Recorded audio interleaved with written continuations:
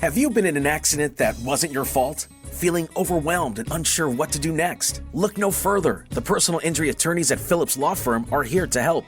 Phillips Law Firm understands that accidents can turn your life upside down. That's why they're dedicated to fighting for the compensation you deserve and to making the process as stress-free as possible. Don't wait any longer. Call now, 1-800-JUSTICE, or visit justiceforyou.com.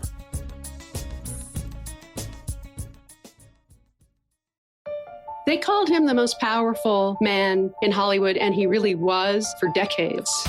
He extended his tentacles like an octopus throughout the entire entertainment industry.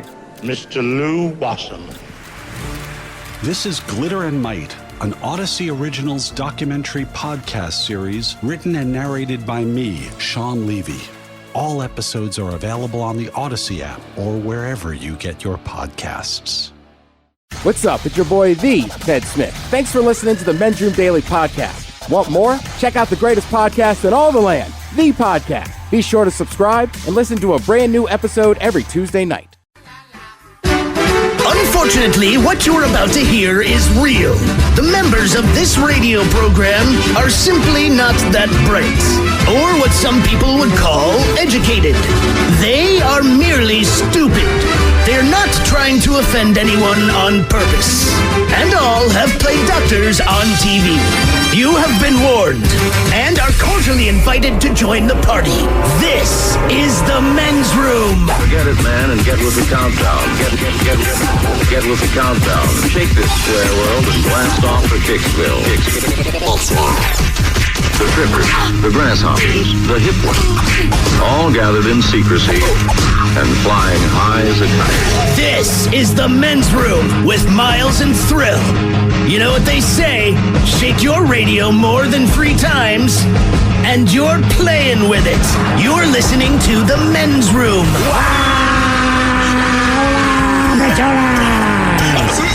And away we go. Welcome to Season 18, episode number 3,905. Along with Steve the Thrill Hill, the Ted Smith, and my cock, Montgomery. And you are in the Men's Room. I'll tap today the return of Who Sucks Less. We will play Profile This, plus headlines, the Men's Room Shot of the Day, fun with listener emails, and everyone's favorite, TV Time with Ted. Click, clack. Drinkity draw. All right, here we go. GPS sends man the wrong way into Canada with 400 pounds of pot in his car. Meanwhile, Florida residents are somehow shocked that a 5-foot alligator went up in someone's yard. Man breaks into homes to steal sex toys as a birthday gift. Mom hands off baby at grocery store so she can get into a rift. And a guy in Finland gets a $120,000 speeding ticket. Damn. That is all coming on today's very special episode of The Men's Room. And now, here's the question. Hola, bitches. Good day to you and yours. All right, maritime scientists on Long Island, they're all excited because a great white shark that they named Jekyll is swimming off the coast.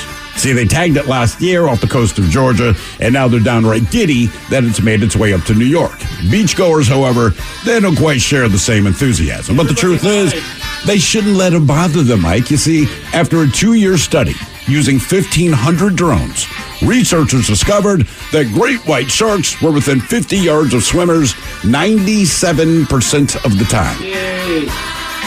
Great white sharks are within 50 yards of swimmers 97% of the time. So I did a little research. So if the shark wanted to attack you, it could reach you in about 4 seconds. Damn. Because great whites move at about 25 miles an hour, blah, blah, blah. And while shark attacks are on the rise, they're still very rare. But one way to avoid a shark attack, should you enter the water, would be to not jump off of a cruise ship into shark-infested waters. Unfortunately, an 18-year-old Louisiana kid, he didn't get the memo, and he did exactly that. And that is the last time anyone saw him. But sharks, they're not the only thing that can make water dangerous. You ever slip in the shower? I have, and it sucks. But, of course, it could always be worse. A woman was taking a bath when a bathtub fell through the floor with her in it. And sadly, she's not alone. A guy in Brooklyn, he was bathing his 4-year-old kid when the entire bathroom floor collapsed beneath them. But it's not all sharks in bathtubs. Sometimes we're responsible for a water-related issue. Remember last week we told you about the government official in India who who drained an entire reservoir, 500,000 gallons of water, to retrieve his cell phone, and to the shock of no one, guess what? His cell phone didn't work when they found it.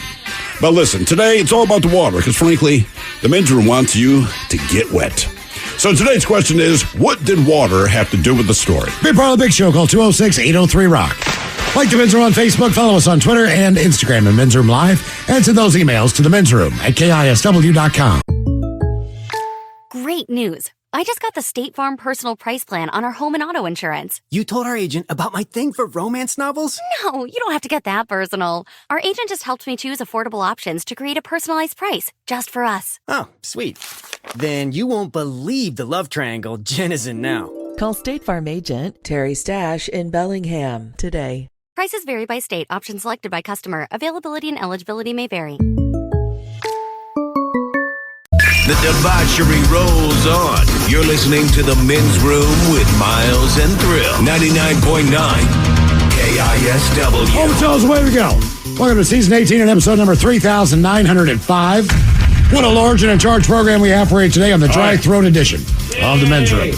Exciting return of Who Sucks Less. Correct. Steve, you bring us 3 stories from the news each and every week. They all suck. It's up to us to figure out of the 3, which one sucks the least. How are we looking this week? It's not the worst. 2 of these stories Mike had brought up in his headlines at some point, but they're worth being here. And then one of them is new. We haven't talked about it, but I will say the 2 of these 3 stories, they fall into the category of why are you wasting our time? Okay. I think that's the best way to put it. Like, why? Why are you wasting our time with this? Okay. Who Sucks Less coming up as we do every Monday through Friday. You get more Men's Room with the Men's Room Happy Hour. Today, episode number 399. One episode away from episode number 400. Mm-hmm. And today on the Men's Room Happy Hour, we honor the one and only Iron Sheik. Oh, that's right. Who passed away, a legendary wrestler. I think he was in the business for 50 years, if not more than that. So the guy is a very long time. But as much as he was a legend in the ring, he was also, in my mind, a legend on Twitter. Yeah. So we'll look back at some of the more finer moments of Iron Sheik and some of the posts that he put up through the years. Matter of fact, his last tweet was last night, and it was F the wildfires. That was it. All right. Yeah. I mean, he was timely. He was very up on news, like sports and everything else. Was he sick or did he just... I mean, I know he was 81. I'm not sure. So, not a complete shock, but still. I'm surprised, to be honest with you, based on how grueling of a sport that is and all the blows you take and everything. That he made it that long? Absolutely, yeah. If you don't have the Men's Room Happy Hour, just download the Odyssey app and go to the Men's Room page. All things Men's Room on there. We happen to listen all day today to the Men's Room radio channel, which now has another 100 songs. So now we're up to 200 songs. And we got a lot of comments, people walking by between yesterday and today. Incredible mix of music. Oh, yeah. People are like, what are you listening to? It's like, that's the Men's Room radio station. Yeah, it's got just about everything on there. You never know what you're going to get next. Although we did figure out that if a song includes the N-word, it's Ted. Yeah, it's one of Ted's songs. Hey, we're just saying, man, we're listening today, and I'm like, isn't it weird that, like, if there's an N-bomb in the song, it's Ted? I didn't really think about it, but you're right. I know it just occurred to me today. I picked, I forgot, it just starts out with one. Oh, instantly. So I mean, just like, sing along at home, kids. Right. Enjoy the Men's Room radio Some channel. Of you. We'll see you coming up at 6 for the Men's Room Happy Hour. Okay, Tool and Guns N' Roses tickets. Correct. We have those for you all week. So does Taryn, so does Ryan, so does BJ and Miggs. We were told to give the secret word at 4:20. 4:20 is the time we picked today. We try to do it randomly every day, but the secret word will be given at 4:20. Yes, randomly when you hear every it, day. Text that to 206-803-ROCK for your chance to win tickets. Not only to see Tool at the Tacoma Dome on October the 20th, but Guns N' Roses as well, a Climate Pledge on October the 14th. That is a hell of a deal, man. That's a great deal. So 2 pairs of tickets, Tool and Guns N' Roses. When you hear the secret word, text that to 206-803-ROCK.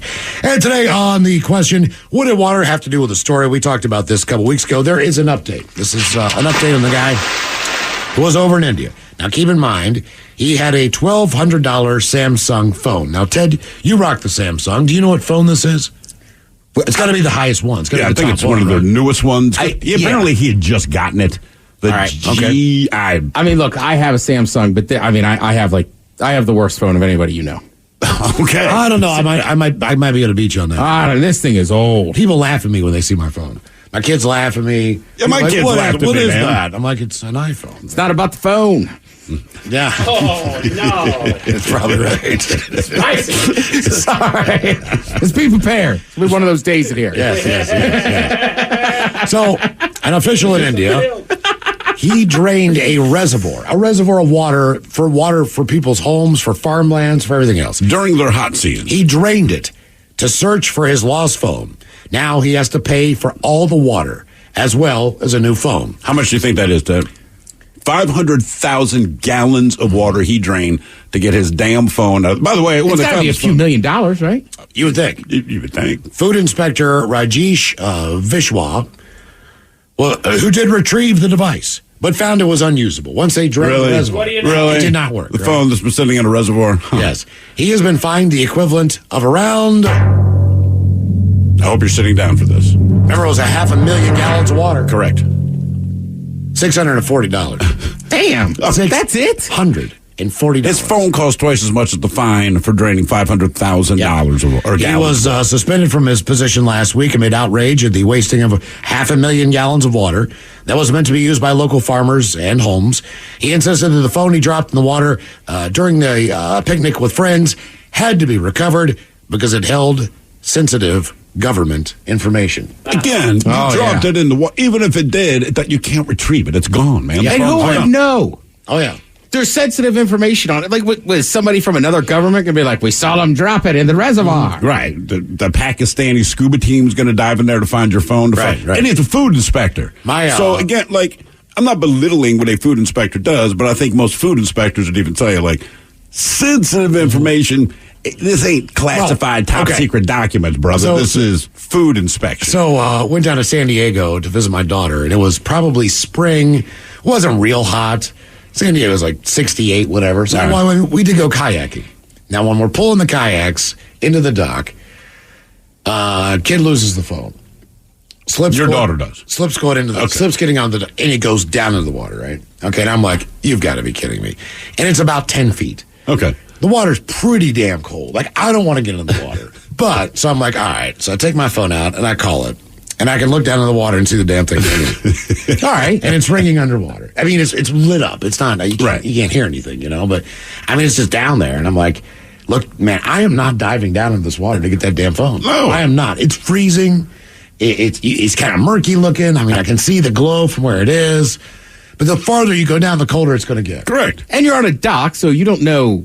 You're guessing the depth. Correct. Yes. And then if I get all the way down there, I got to make that grab. And if I bring it back up, is the damn thing going to work anyway? That's not. So you just let it go? Oh, yeah. No, it's still down there. Yeah. Okay. It has to be. Because I thought about it when I walked down there. I walked past that spot when I went down a couple weeks ago for a graduation. I was like, that phone's right down there. I'm still not getting it. No, you just wonder, maybe a low tide came in or whatever the deal was. But that was, yeah. Can you use... But not stealing, but let's say I found a phone. All right. Could you even use it if you're? Because don't they have to unlock it and this and that? People steal them. That they have their own security thing. Some people don't put that security code on there, so if they don't, I guess you could use it. Wouldn't you just change the SIM card? If you have your own SIM card, that's probably just pop that in, and then you've got all your information, your password. You just got a brand new phone. Quick question, might go to Big Dummy. What does SIM stand for in SIM card? Mike? Is it SIM, as in it's an acronym, or is it? Yeah, it's SIM. I was going to System Information Manager. I don't know. And I got to Google it. Are you Googling that, Mike? Yep. I don't know. I'm not going to let it bother me. I've never asked that question. Now that I asked it, now it's bugging the hell out of me. Subscriber identity module. Okay. There you go. That makes sense. Right. Okay. Yeah. All right. Now we maybe keep you out of the water as gray white sharks make their way back north to Cape Cod for the summer and fall. Shark researchers have released some shocking results from a 2-year drone study showing the predators came very close to people but simply moved around them or ignored them completely, believe it or not. The study along the Southern California beaches looked at how close juvenile white sharks get to humans, such as waders, swimmers, surfers, stand-up paddleboarders, all that. The research from Cal State Long Beach and their shark lab revealed that juvenile white shark aggregation sites, people were near sharks on 97% of the day surveyed. During the 2-year drone study, there were no reported shark bites in any of the surveyed locations. Right. Frankly, we're shocked. Sharks would interact with people every single day, multiple times a day, and they would just swim by. It was shocking these occurrences were happening so often, and the fact that no one was being bit smacks in the face of the misconception that if there's a white shark nearby, you'll be attacked. This study shows that is not the case. Now, more than 1,500 drone surveys were conducted from 2019 through 2021 across 26 different Southern California beaches to measure human juvenile white shark habitat overlap. The juvenile white sharks were often spotted within 50 yards of where the waves break, putting surfers and stand-up paddleboarders in the closest proximity to sharks. Some sharks were seen as close as 2 yards from the wave break. Number of times when white sharks would swim by people just didn't know it. These surfers and swimmers could not see them. It happens far more than people imagine. Now, the guy who did this study, he actually grew up on Martha's Vineyard when it was very rare to see a great white shark, and when the gray seal population had not exploded along the Cape at that point. Ah, okay. So he compared the California shark situation to the Cape shark situation, noting the researchers have been starting to see more and more sharks popping up along Southern California beaches, even so in the last 20 years. They do say one major difference is Cape seals have claimed territory at beaches, bringing the adult white sharks closer to people.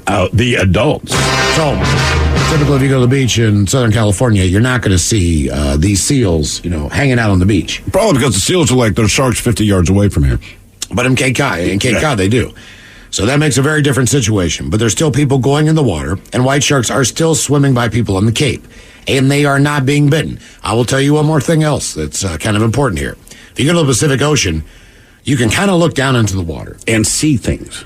On the Atlantic, it sometimes can be very cloudy, very murky. You got brown. Especially in the Northeast, yeah. You got brown water, as far as the color of the water. The water's not the color of water. I think that's the nice way of putting it. No, it's not. It's very... the water should reflect the sky. So you could have clear blue skies, and the water's still brown. The Cape does have pretty mild waves and stuff, though, because of Nantucket and Martha's Vineyard out in front of it. Okay. But you still got them sharks out there. Now, how many sharks have you guys seen in the wild? In the wild? Yes. I was not in the water, but I was on a beach when someone screamed shark, and you watch everyone jump. And there was a shark, but apparently it was like 4 feet long, whatever. Okay, still a shark. Still a shark, but, when you say shark, you're imagining Jaws. You know what I mean? If it's just some tiny, or if it's a nurse shark, people jump out of the water. Mm-hmm. We're not talking about like dogfish, right? Like those little tiny ones? No, we're saying like a legitimate shark. Right. But the crazy thing about this is, so when I read that, they're within 50 yards of you most of the time, did the math on this, Ted. So they say a great white shark, how fast do you think it can move in the water? Like if it's coming to get you, top speed. 22 miles an hour. Very close, man. 25 miles an hour. All right. Which they say is about 10 times faster than the average swimmer. So unless you're like Michael Phelps, the average swimmer can go about 2.5. Right. All right. The Mako shark, which is another aggressive shark, gets up to 45 miles an hour. Ooh. Right. I'm just like, man, I read. So basically, if this thing's coming, even from 50 yards away, if you saw it coming at you, there's not a damn thing you're going to do to stop it. I still contend one time swimming in Ocean City. Like I was on my boogie board, right? We were out past the buoys and all the things. Not the, what do you call it? The where the waves crash. The breakers. The breakers. And I kicked something. Now there was no other human near me. So I'm like, well, it had to be something big and swimming. It wasn't like a fish. So I still think I kicked a shark. Really? Yeah. Okay. Like how sure are you of that? Enough that I sprinted out of that water. That's what he tells other ladies. Mm-hmm. I kicked a shark. Kicked a shark, damn right. Yeah, I just looked him right in the eye and said, "You dirty son of a bitch!" It wasn't by accident. You're right, Mike. I should use that tack on that story. Yeah. I was in Cabo and took a water taxi. You can take a water taxi from like outside of the hotel that'll take you into town and the harbor and all that stuff. So we're going into town, and the guy in the boat, he's like, oh no. So he takes a hard left, you know what I mean? And he goes out to where this snorkeling group is. It's like on a charter boat, right? Yeah. And he screams something at the guy in Spanish. And then, he turns around and peels off. And then the guy in the boat screams something to people in the water that can hear him. And they all start swimming back to the boat. And I asked the guy, I was like, hey man, what's going on? He's like, oh man, on my way back here, there was just a huge great white swimming around in there, and I wanted to tell him, you're right where I was. Oh, damn. So all these guys, all these snorkelers in the water right there. And they just started, and some of them just kept swimming because, you got your head underwater, you're looking down. So you can't hear. Yeah, a few of them heard. Yeah, look, even if I didn't hear, but I see everyone else is like turn and break for the boat, I'm going to follow them. Right. But that was the... Yeah. It's like anything. If you see 400 people running your direction and they look panicked, I'm going to turn around and just run with them. I saw a hammerhead shark there in shallow water near the beach. They're pretty damn big. I swear to God, it was 15 feet long. I could not believe how big and black that thing was. I didn't realize how dark they were. You're talking about my penis again. Yes, I am. The hammerhead shark. Yes. No, I'm Yes, kidding. that's what I call that it. thing was huge. I did not realize they got that big. Yeah. I'd seen one as a teenager in the Caribbean. But, I mean, that thing was a different animal. Do they attack people, or do they just look stupid? I don't think there's ever been a documented case. But it doesn't matter. You see one, it's like, geez, a whiz. Really? See, I thought they were aggressive, but I might just be wrong. It's because they look so dumb. They're like, stop stirring up my head. Exactly. My claim to fame is you made a Star Wars character out of me. Yeah, I play saxophone in a bar. What did water have to do with the story? 206-803-ROCK. Explore trails less traveled, just northeast of Vancouver, with a cruise along the North Clark County Scenic Drive. Stop by the Cedar Creek Grist Mill or the Ridgefield National Wildlife Refuge, and be sure to see Molten Falls. Fun for the whole family. Soak in the final weeks of summer outdoors and explore Vancouver, Washington. Close to everything, but far from typical. Enjoy all that summer in Vancouver has to offer. For more attractions and adventure ideas, check out visitvancouverwa.com. 99.9 KISW. The shenanigans continue. This is the Men's Room with Miles and Thrill. Our question, what did water have to do with the story? 206-803-ROCK. Hello, Breck. Welcome to the Men's Room. Hola, gentlemen. Hola. Okay, so back when I was in Afghanistan, I was in charge of all the drinkable water, and what we used for drinkable water was the just regular 16-ounce bottles of water. All right. And so one day I was getting delivery of about 6 pallets on the back of a truck, and what had happened is the pallet in the middle had broke. So when I went to open the door, I had about 5 feet of palletized bottle of water almost kill me. Oh, and just fell on you? Yeah, because the pallet in the middle had broke, which had pushed the pallets that was closest to the door forward, and it was leaning up against the door. And so when I opened the door, you had basically 4 pallets stacked 5 feet high, just fall out of the back of the truck. I jump back, and then the guy standing behind me grabs me and basically throws me to the ground. And I get clipped a little bit with some bottles of water, and of course water spraying everywhere because they're all popping over. And it was a good laugh after the fact. But man, I thought I was gonna meet Jesus. What was as soon as I heard the crack? Jesus would have been like, "Why are you so wet?" Yeah, I can walk on this stuff. So what was the brand of bottled water, by the way? Oh, I don't know. It was all in Arabic. We contracted all the sourcing out to companies in the Middle East. Okay, I was just checking. Hopefully it wasn't from Lake Lejeune. All right, Camp Lejeune. Lejeune's best. So let me ask you this. After something like that happens, the next time you open the door to the truck, do you stand to the side or what do you do?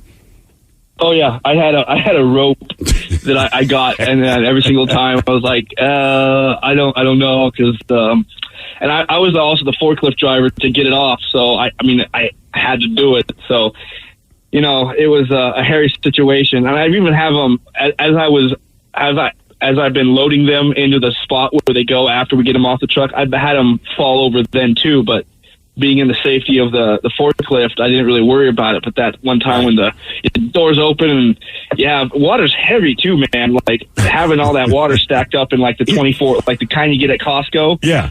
Man, is it? Is that water refrigerated?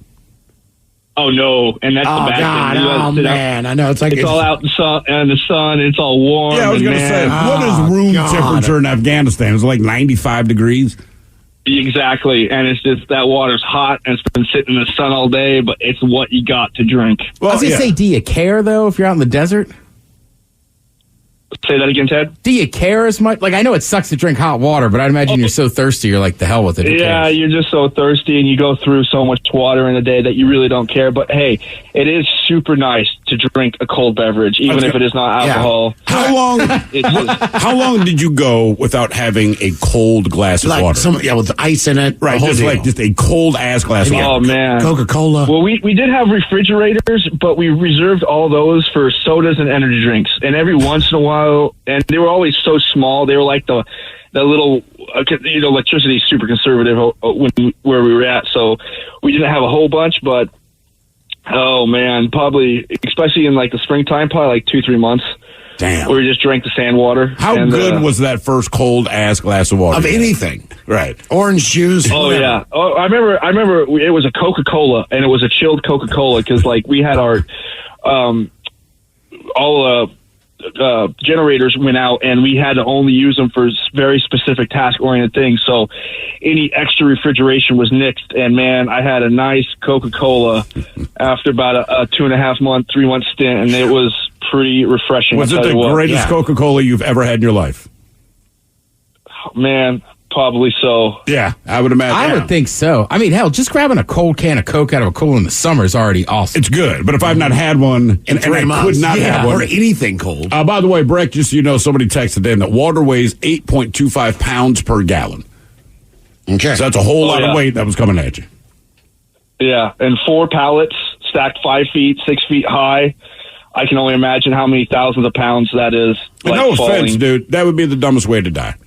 Well, he was in Afghanistan. Thank you for your sacrifice. Oh, no, dude. It wasn't combat, dude. Water fell on his ass. I mean, that's just, you know what I mean? And he drowned. Exactly. And he drowned. And then he drowned as it all leaked into his face. In the desert. Pinned under, yeah. What did water have to do with the story? 206-803-ROCK. Hello, Jess. Welcome to the men's room. Hola. Hola. Man, I'm glad that guy's okay. And thank you for your service. But my story is kind of lame compared to that. So last week you guys were talking about how you almost might have died, and I think Miles mentioned in the beginning of the program that some people might get sucked into a riptide. Sure. Well, that's. I mean, if you're not a strong swimmer, I guess it's easy to happen. So. I mean, I'm not, even if you're a strong swimmer, yeah, but exactly. my best friend, it doesn't matter sometimes. Yeah, you could be like, what's that guy, Phelps, the guy that got busted for smoking marijuana? I think it's 120 deaths average per year. Really? In the United States. Damn. Yeah, riptides, it doesn't matter. You can't get caught in there. Also, I think maybe we should recognize Michael Phelps for being the most decorated Olympian swimmer of all time, not the guy that got caught smoking weed. No, I'm just... Okay, fair enough. So I've never been a strong swimmer, but I always loved swimming. And my best friend convinced me, this was about 5 years ago, we were out just having a good day out at the water, dropping crab nets, going fishing. And it was so hot outside. And he said, no, you're not going to drown. You're going to be fine. I had a life jacket. And so jumped in the water, swam around. And I'm like, this is awesome. This is so cool.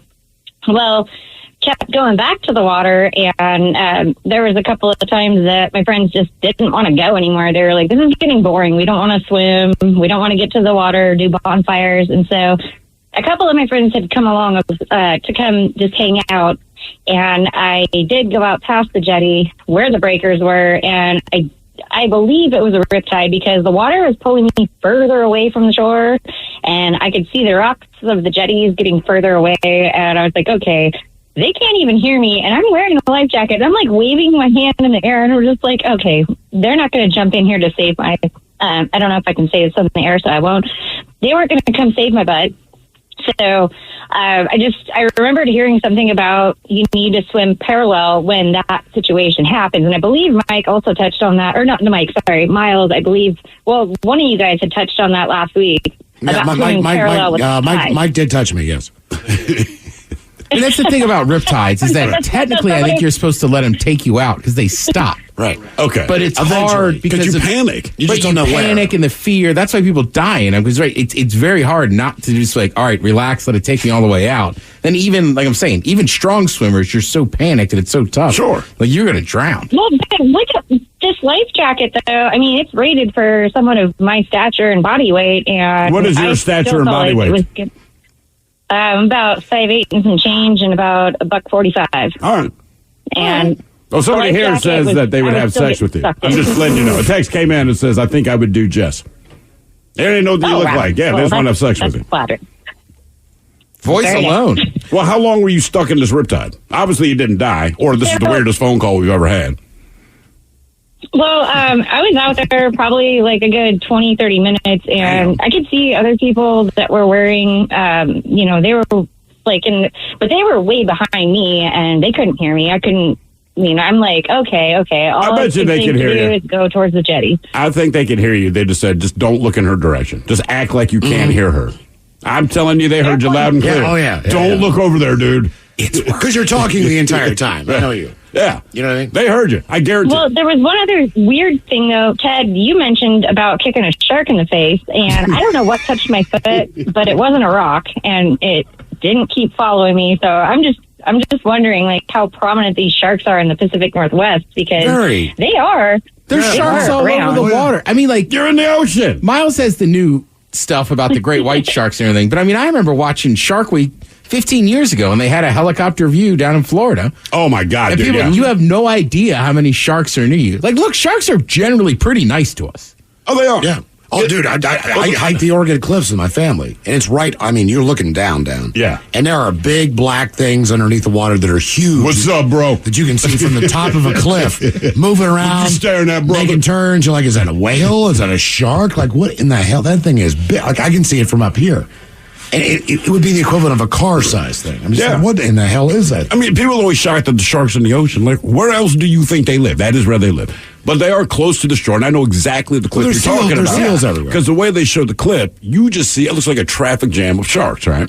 And they keep panning back on the camera, and you realize they are right off the coast of the beach. There's 1,000 people on the beach. And I'm like, no. So the way they explained it, though, with their drone study thing, they just said, look, here's the thing about sharks for the most part. To them, when a bunch of us are in the water, we're just kind of annoying, and we're clumsy, and we're bony, and we're not really something they want. They said the difference is, once you put on, like, flippers, right, that's when they get confused and might think you're silly. But they said, generally speaking, if you're just out there swimming with your body, they just recognize you're not something they want. You put on flippers, apparently it's not about the face, it's about the flippers. So you put on flippers, they're like, ooh. When I was working at the... it's like fake eyelashes. Working at the beach one summer, the guys that were next door to us, they worked the parasail thing, the thing that JD or VD almost drowned on. Where they pull you up in a parachute, right? Yeah, you're sitting in that thing, and the parachute takes you up in the air, and they cruise around in the water. And they never gave us a ride, but what the guy said was, he said, if you knew how many sharks were in the water, because... when the clients land back down into the water, because they drag them up and down the beach, however far it is, maybe half mile, turn around half mile, I'm not sure. But either way, when they get in that water and they hit it, they are swimming like it's the end of the world. And then they just, shark. Oh, so they're looking at them all, right? They see them. And then they know they got to come down. So, and you're still like, 50 feet away, however long that line is, they get you up in the air from the boat. And he's like, you just see people, man, and they get to the boat and they're, shark. It's like, okay, that's interesting. That's good to know. Has anyone have you ever done parasailing? No, VD did, though. He almost drowned. Right. Because he panicked. But he can't swim. Right. He can't swim. He kept dunking him. Right. But it's like, look, man, just hold on to the thing you're holding on to. It's not like they just leave your ass in the middle of the ocean. They're going to pull you back up. What did water have to do with the story? 206-803-ROB. I mean, they're supposed to, but if I remember his story, like it didn't go as planned. No, it did not. By the way, regarding Jess, so we had a person said, I think I would do Jess. That's followed by, I'd smash Jess too. Followed by, I too will have sex with Jess. So Jess, just everybody wants to have sex with. Have we met Jess in person? I don't know. I don't know. No? I don't know. No, we haven't? Okay. Well, apparently she's very effable. And then we were talking about the weight of water, and somebody said it's 8.25 pounds a gallon. I like this text. It says the nuclear weight of water is actually 8.34 pounds per gallon. But before we insult him, he says, I had to know this for cementing oil wells into place. All right. I was about to say, like, why would you I know that was my first thought, but I like that he added that. Like, look, before you call me a douchebag, this is why I know. Somebody here says the pallets of water, they average between 2,500 to 3,000 pounds each. So he said it was 5 pallets falling toward him. So that's like 15,000 pounds of water falling toward his head. Yeah. Sounds like seconds near death, this thing I follow on Twitter. Oh, God. Yeah, I've seen some of those videos, man. Oh, God. Where things just start falling on people that barely get out of the way. You got to be careful watching those videos. Why is that? Because a couple of months ago, I started watching Car Dash. Okay. Like, cams and stuff. And now, like, I've never been more paranoid to drive than I am right now. So I just stopped clicking on them. Because I'm like, because honestly, it's a dangerous world out there. Forget criminals. Right. Just cars, other humans, like tripping, bumping your head. Everything, So, man. like, if I watched the one Miles was watching, I'd be scared to leave the place. Oh, there, yeah. Forklifts, knocking stuff over. Oh, yeah, and it's just like the domino effect. Like stacks of stuff just falling down on people. What do water have to do with the story? 206-803-ROCK. Hello, Joe. Welcome to the men's room. Joe. That doesn't sound good. Nope. Joe's dead. Hello, Lenny. Welcome to the men's room. Hey, good afternoon, gentlemen. How is everybody? Hola. Thank you, sir. Hola.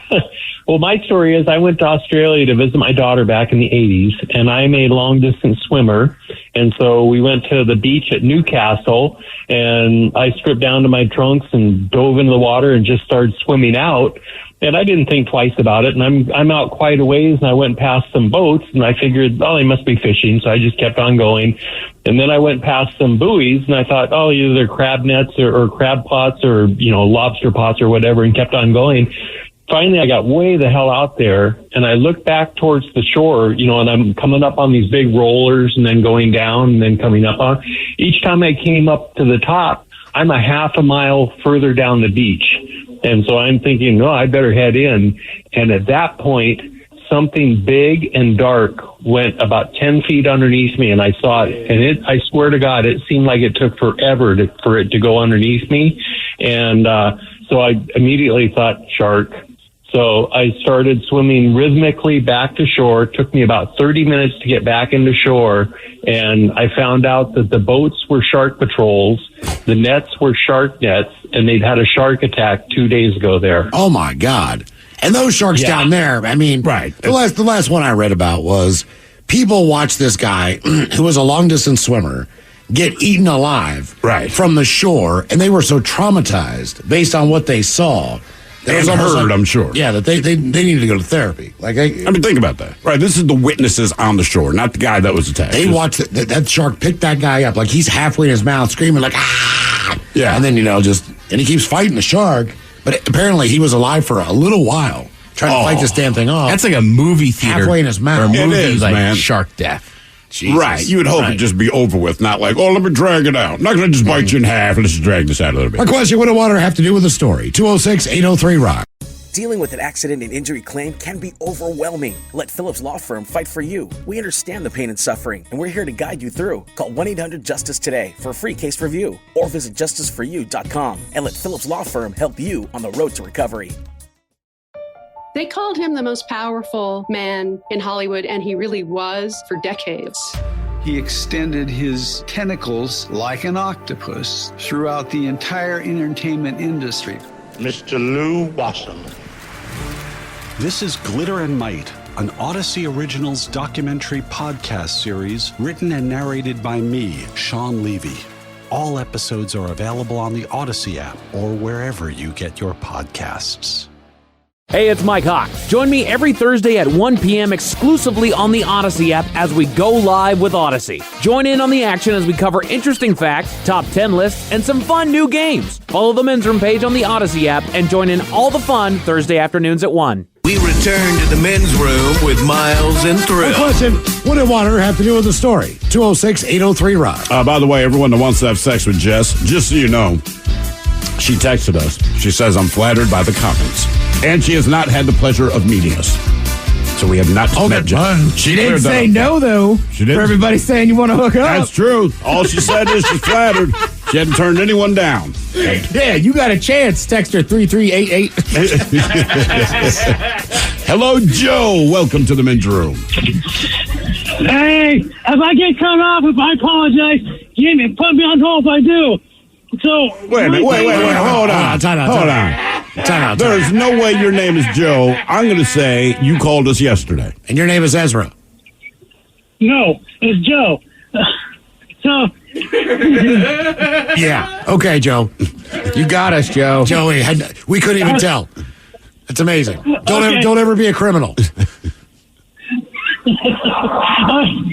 Okay, so my thing is, when I was about 10 years old, I couldn't swim a lick. I went swimming with my family. I dived off the diving board, almost drowned.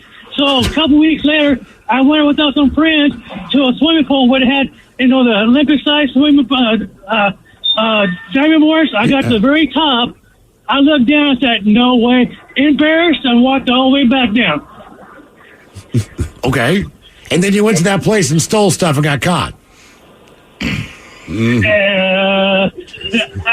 that happened to Ezra. This is Joe, Miles. My bad. Look, man. My bad. I mean, let's just lay it out, all right? Brother.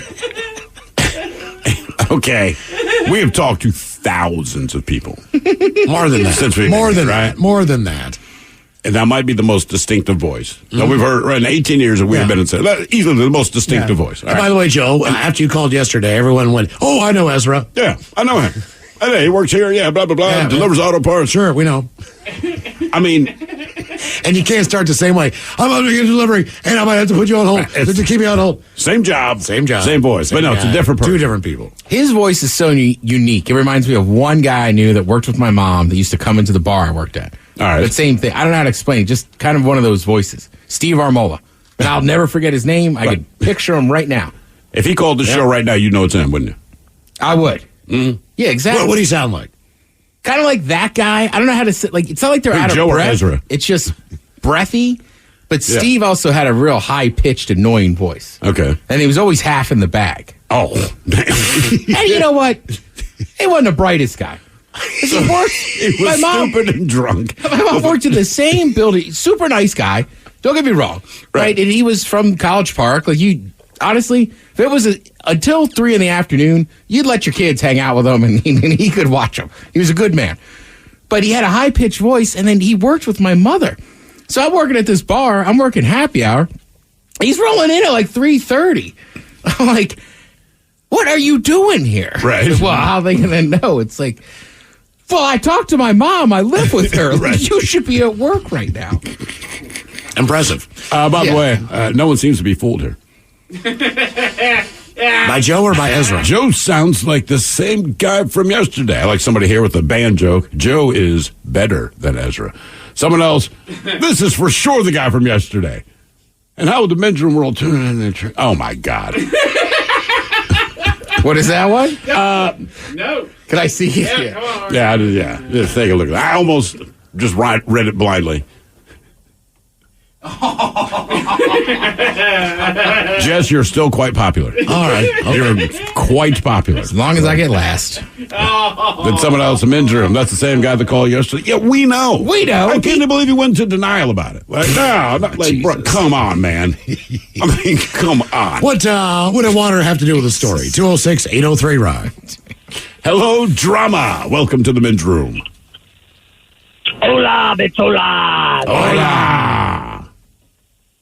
Yo, so water has to do with this story. This happened back in the day when I was in the Marine Corps. We're on deployment, and we're on an LPH, which is basically a small aircraft carrier. My first deployment, we're in the inside the hull of the ship, just having recreational time playing basketball. Guys were loading up helos that go up to the flight deck, up and door on the elevator doors. And so what happened is late night, we're in the Indian Ocean, swells are pretty high. Guy loads the helo up onto the elevator and forgets to secure it. We hit a nice swell, and all of a sudden we hear, oh no, and all this screaming, and we look over, and we see the helo go right into the drink. Oh. What kind of helicopter was it? It was a Huey. Oh, man. So that's expensive. Right. How much was that mistake worth? I'm assuming it was worth his re-enlistment for life. Okay. Man, all right. Man. Like, what is the immediate punishment for that? Because that's kind of a big oops. I'm assuming maybe what they call NJP, non-judicial punishment. I don't know. I wouldn't want to know, thank God. But, it happened. It's a Navy guy that did it. We're just Marines taking a ride in their ship. But I look over and like I said, they usually. So do you get like a chuckle out of that? No one's like, "Hey, man, that's on you." Oh, I laugh because it didn't happen to me. Exactly. Yeah. Damn. I'm telling you, other than being able to punt a football, I'm pretty sure, like on some of the bigger aircraft carriers, you could play a full 100-yard, 120-yard football field down there. Oh, yeah, those things are massive. And play massive. Again, you probably couldn't punt or anything like that, but sure. you could definitely play a game. Oh, without a doubt. Without a doubt. Crazy how big that is down there. I cannot Those believe hangars. Dropped a goddamn That helicopter. is unbelievable. Oh, my bad. I mean, that's a whole helicopter. I mean, this is what he's talking about. Let's see how big it is. But like, you see how they sit all the I was about to say helos, the helicopters on the deck and stuff. Man. Like, yeah, you got to secure those. And the damn thing's got a runway too. So obviously they're able to land something or shoot something off the deck on those aircraft. So even though it's a smaller aircraft carrier. Yeah, I think some of the helicopters too, when they land, probably skate a little bit. What do water have to do with the story? 206-803-ROCK. Here's one, and I think we can all relate to this a little bit. It says, when I was 10 years old, I took a dump at my grandparents' house. And I'll say we can relate to that. We've all taken a dump at your grandparents' house. Yeah. They said, but I did it in the middle of Thanksgiving dinner. Ended up flooding the hallway. Oh no. Man, overflowing the toilet because you pooped in it is just one of the... Especially... To overflow it. And again... Not to clog it. To clog it is one thing. To overflow. And you're not in your own home. My septic went out on Christmas Day one time. We were hosting everybody this particular Christmas. We had people up from out of state that were there visiting for Christmas, and Christmas morning they were staying in the basement. It was a finished basement, so it was nice down there. And then they come up the next morning like, there's something coming out of the drain, and for real, the septic had backed up and filled to the point where it was bubbling out of the shower downstairs, out of the toilet. Yeah, that was so Christmas morning. My dad and I are out there with a pair of shovels, digging up the septic tank till we found it, and he actually did find a septic service that came out on that day and drained it. Merry Christmas, indeed. You need to ask your dad how much that trip cost. That would be the worst. The worst. It's bad enough on like a Sunday, but on Christmas Day, what are you talking about? We could come out, but it's going to cost with a you. shovel. You had to dig out a septic tank. Well, yeah, the access to it. Man, right? God, that sucks. Yeah, oh my that was God. fun. Who do you think was? But that was a septic backup, not somebody. Yeah, You ever plugged someone else's toilet? When we first moved here, I did not have. It happens. I did not have a plunger. And Ted's having dinner with me and the wife at my place, living in Belltown at this time. Ted walks out of the bathroom, says, "Do you have a plunger?" Which is a horrible question, especially when the answer's no. Correct. Like, I don't. So we grabbed a wire hanger out of the closet, and I'm like, you got to do this, man. I can't be it. And you did. I said, yeah, you said no, and I said, all right, do you have a wire hanger? Yeah. But I came out like 2 minutes later, I was like, she's fixed. Yeah, I mean, it's just such a horrible conversation. Like, these things happen, we understand, but it's just like, I know why you're asking me for one, and I hate that the answer is no. Because now, this has become an issue, but the next day, we got a plunger, which has proven to come in handy with my daughter. I honestly, when I moved the last time, I think I bought a plunger the next day. Yeah, seriously, dude. I don't know why I didn't have one. Just one of those deals, like, I'll be fine. My problem is finding the damn thing. Mine is So when I need directly it, I gotta find next to the toilet. That's where I keep mine. There's one next to the kids' toilet, there's one next to my toilet, and then we have another toilet down in the basement, there's one next to that toilet. Because my daughter, she makes full run of the house, which is nice. But when I get the, hey, guess what I did? I know there's a plunger nearby. Actually, she hit me last week, I think it was. I was so pissed by the time I got to the bath. This was like a 35-minute plunge session, right? And just to get this thing down? Dude, and so she says, hey, and I can just tell by her face, I'm like, and look, man, I'm sitting on the sofa, I got my feet on the coffee table, like, Dad is chill. And it's just like, okay, here we go. I backed up the toilet, like, okay. I go in there, and what's crazy is, when I got to the bathroom, it was damn near overflowed. It didn't quite overflow. It's that kind of backup. It's hard to plunge, too, when you had so much water in it. It is, but there was no evidence of poop, right? So it was pretty much clean. So I guess she flushed the toilet and went away, so it got blocked. It got stuck in somewhere. there. Right. And I'm just like, oh, my God, man. So I'm plunging this thing, and, when you plunge it, you get that sweet spot where it just kind of drains itself. I'm like, money. But then it's not refilling. So I go to reflush it. Right. Well, it refilled, but now the water has turned brown. Okay, so when I first went in, and I'm like, this just went from bad to gross, man. It took 35 minutes to work this goddamn through. I was so pissed off. I was so angry when I walked out of there, you know. Like, I'm like, you can't, like, yell at her about it. It is what it is. But I walked out. She could tell I'm pissed. I was like, hey, do not use my toilet right now. Just don't use the toilet right now. I said, it's aft. That's what's wrong with it.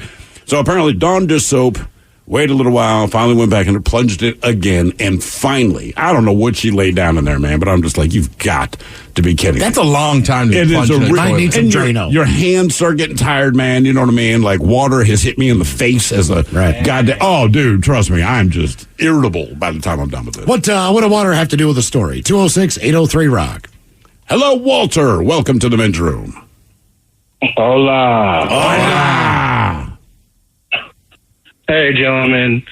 So, about 20 years ago, I'm roughly about 15 years old or a little bit older. My family, we're relatively in California. We go to one of the man-made lakes to have a good summer little vacay for the most part. So we have our cousins and everything down there. We pick a spot near one of the lakes that's a little bit sketchy for the most part, because to get to the lake, you kind of have to take a really steep climb down a little hillside. Well, I say a little hillside. If you relatively slip, you're going to crash into a hard bank or rocks for the most part.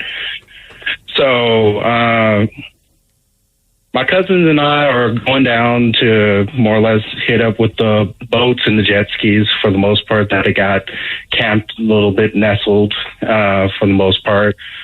One of my aunts, who was relatively coming down far behind us, started to essentially slip for the most part, and she kept on running down, and everyone was like, why are you running down there? Stop running. And she's like, I can't stop. So me being my heavy self, instinctually get in the way, grab her, and literally we slide down with my ass just taking the brunt of it until we hit the water right then and there. So that was pretty much a nice harrowing experience that I had, and a lot of rocks and a lot of mud crab apparently that was down there as well. Yes. How big were you? For the most part, I was pretty big, roughly about 250. About 250 to 75. I was a big boy. Okay. Still a big boy too. All right. Well, what are you up to now? Right now, I'm more or less a security guard and trying to figure out life. How much do you weigh now? Still a big boy. The last time I checked, 375. Wow. But a little bit more muscle. Okay. All right. Yeah. Okay. I'd like to throw that in. More muscle. Hey, man. Well, remember, muscle's heavier than it's fat, all my brother. penis. Yeah. It's all my penis. That's 375 pounds of penis, ladies. What did water have to do with the story? 206-803-ROCK. Somebody here says, Mike's story just reminded me, about 10 years ago, my best friend and his wife at the time, they bought their first home. I'm checking it out with them, and the very first day, I ended up clogging the toilet. Well, the water shutoff valve didn't work, and I flooded the upstairs bathroom. His wife wasn't happy when she found out. Nobody had used the toilet except me. More along those lines, when I was 4 or 5, Thanksgiving, accidentally knocked one of my Happy Meal toys into the toilet. And then I flushed it. Well, my dad, he tried to plunge it out and ended up forcing it down more. We had to take the whole toilet out. It was sitting in the front yard on Thanksgiving Day. Then we had to go stay at my grandparents' house since we only had one bathroom. Oh, God. And then here's some solid advice from a plumber. Says, hey, Steve, I'm a plumber, and I've installed it a couple of times. It's the Kohler, something to the effect of Cadet 4. It can flush a bucket of golf balls. Damn. I mean, honest to God, man, I need maybe you need like a super toilet for your kid. That is what I'm saying. And look, man, it might be worth the investment. I need to get 3 of them because, like I said, I just get one. No, you just poop here, man. That you can only poop in the that downstairs toilet. bathroom, and that's it. I'd put it in the kids' bathroom. Well, wherever it's close to the bedroom. Just that's just but even if you're in the basement and you got to poop, man, you need to take your ass upstairs and sit on that toilet. I'm over this. And then somebody you has step up. Yeah, they're right. I do. You got to step up that toilet game. We did get a new toilet. We kind of redid the bathroom like 4 or 5 years ago. It was a new toilet. It was just a regular one, though. I didn't realize I needed to spend a lot of money, but I got to get one. And somebody here, Miles, asked a good question. Where else do you keep your plunger other than besides the toilet? Yeah. Well, I mean, like that is actually a fair question. I have 3 toilets. It's in my utility drawer. So I never know where it is.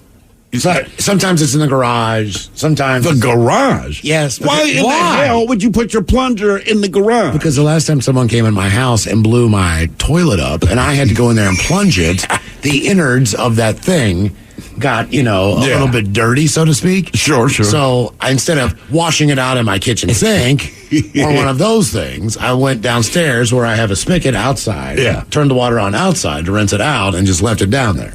You're not getting out of this one. It's a plunger. It should be by your toilet. Well, I still didn't want to take a wet, drippy ass plunger. How long ago did that happen? Last time I had visitors in. I'm just saying. Like, that's the point of the plunger. I know that. You need to buy like 2 more plungers. I'm telling you, man, just have one. I'm with Thrill. Next to each Every toilet. bathroom should have its own plunger. Yeah. And they sell those also. Do they have their own toilet brush? So They do, I have the double. Oh. Once the plunger and the toilet brush. It's attached in one little unit. Okay. Sounds like I need to go to Bed Bath & Beyond. I do have a toilet brush in better each hurry up. bathroom as well. You know what I figured out, though, man? And so what I do now, after you, with the toilet brush, hit that bad boy with Lysol or something. Yeah. It didn't generally occur to me to do that, but I came home after work one day, and I'm like, what are these bits of things all over the floor, Molly, looking at the dog? Oh, yeah. When you cleaned out the toilet, like, she was like, ooh, you basically added frosting to her cupcake. No. You know what I'm saying? I was like, oh, is that fresh? Did you just scrape poop and toilet scum out of the toilet? Like, I need this in my mouth. That's what my dog has decided. I hate it when so you now I spray that bitch down so it just smells like chemicals and she stays away. That's a good call. I hate it when you gotta like click it on the side of your toilet. You know, after you've washed it, and there's always that one drip that you don't see and like lands on your somewhere on your body, and it's like, this is gross. And man, the worst I've had is plunging the toilet once, because I like those old like terracotta colored plungers, but God forbid we have one of those. So we have those weird black kind of bulbous ones which suck. I hate these things anyway, because you got to wait for them to kind of like the 2-tier things that they they suck. it's so stupid, but. Yeah, it goes through all this, but this is not the most recent toilet plunge. But like you said, the invisible drip of water, it hit my lip. Yeah. And I mean, dude, I cannot explain how skeeved out you feel after, like, oh my God, there's turd water on my lip. Secret word for your chance to win Tool and Guns N' Roses tickets coming up at 4:20. You are listening to The Men's Room. Disney's Little Mermaid makes a big splash returning to the Fifth Avenue Theater this fall. Ariel, King Triton, Flounder, Scuttle, Ursula, and Prince Eric tell the story of dreams, love, family, and friendship that has delighted generations. Dive under the sea with Ariel and her friends as they sing some of the best-known songs of the last century, playing September 8th through October 8th. Accessible performances are available. Get your tickets today at fifthavenue.org. 99.9 KISW. The Men's Room returns with Miles and Thrill. What did water have to do with the story? 206-803-ROCK. Couple of quick texts here. By the way, if you're listening to this show and you just refilled your garbage man's water, he says thank you. Oh, nice. Hey, just texted the garbage man. Thanks to the guy listening to the show. Refill my water. Good work there. Someone else says, hey, Thrill, I'm also a plumber. The Toto Drake is also an affordable toilet. They say if your poop can clog it, you probably have a medical condition. That's a guarantee. Yeah, I might be the one to buy right there. Hello, Ian. Welcome to the Men's Room. Hola, Bicholas. Hola. Hey, this is Ian from the FCC back in Tony's. Oh, right on, man. How you doing, brother? Doing good. It was a pleasure to meet you guys. Yeah, man. I appreciate that. That was a good afternoon. That was. I'm surprised no one else came up on stage to do it. Oh, try Ted versus the FCC? Well, you did such a wonderful job. Yeah. Nailed it. Thanks.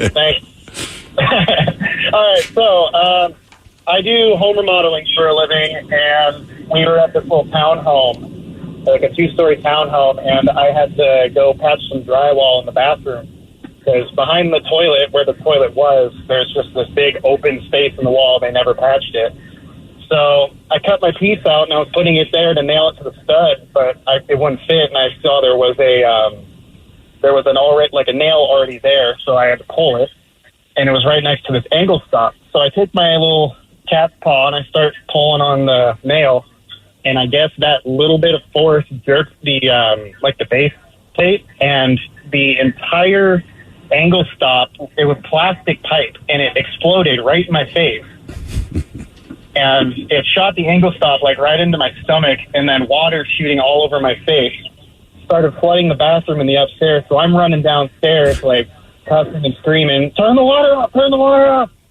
And so I jump into the garage and turn it off. Well, by that point, the water's already flooded the bathroom, and we just put new flooring in. And then it goes out into the subfloor of the hallway, and it's seeping through, and it's coming out the air vents on the bottom floor. Jesus. I have seen this movie. Yeah, so then all the drywall seams in the ceiling, you can see them start to separate. It's flooding downstairs. It was fun to clean up. And you have to replace everything, right?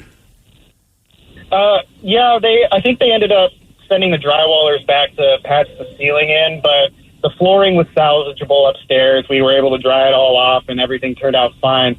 It was funny because at first my boss, he was annoyed with me because at the time I was still a little new, but it was funny because the next day he did the same thing, applying the washer and dryer. So it was the same plastic pipe, and it exploded too.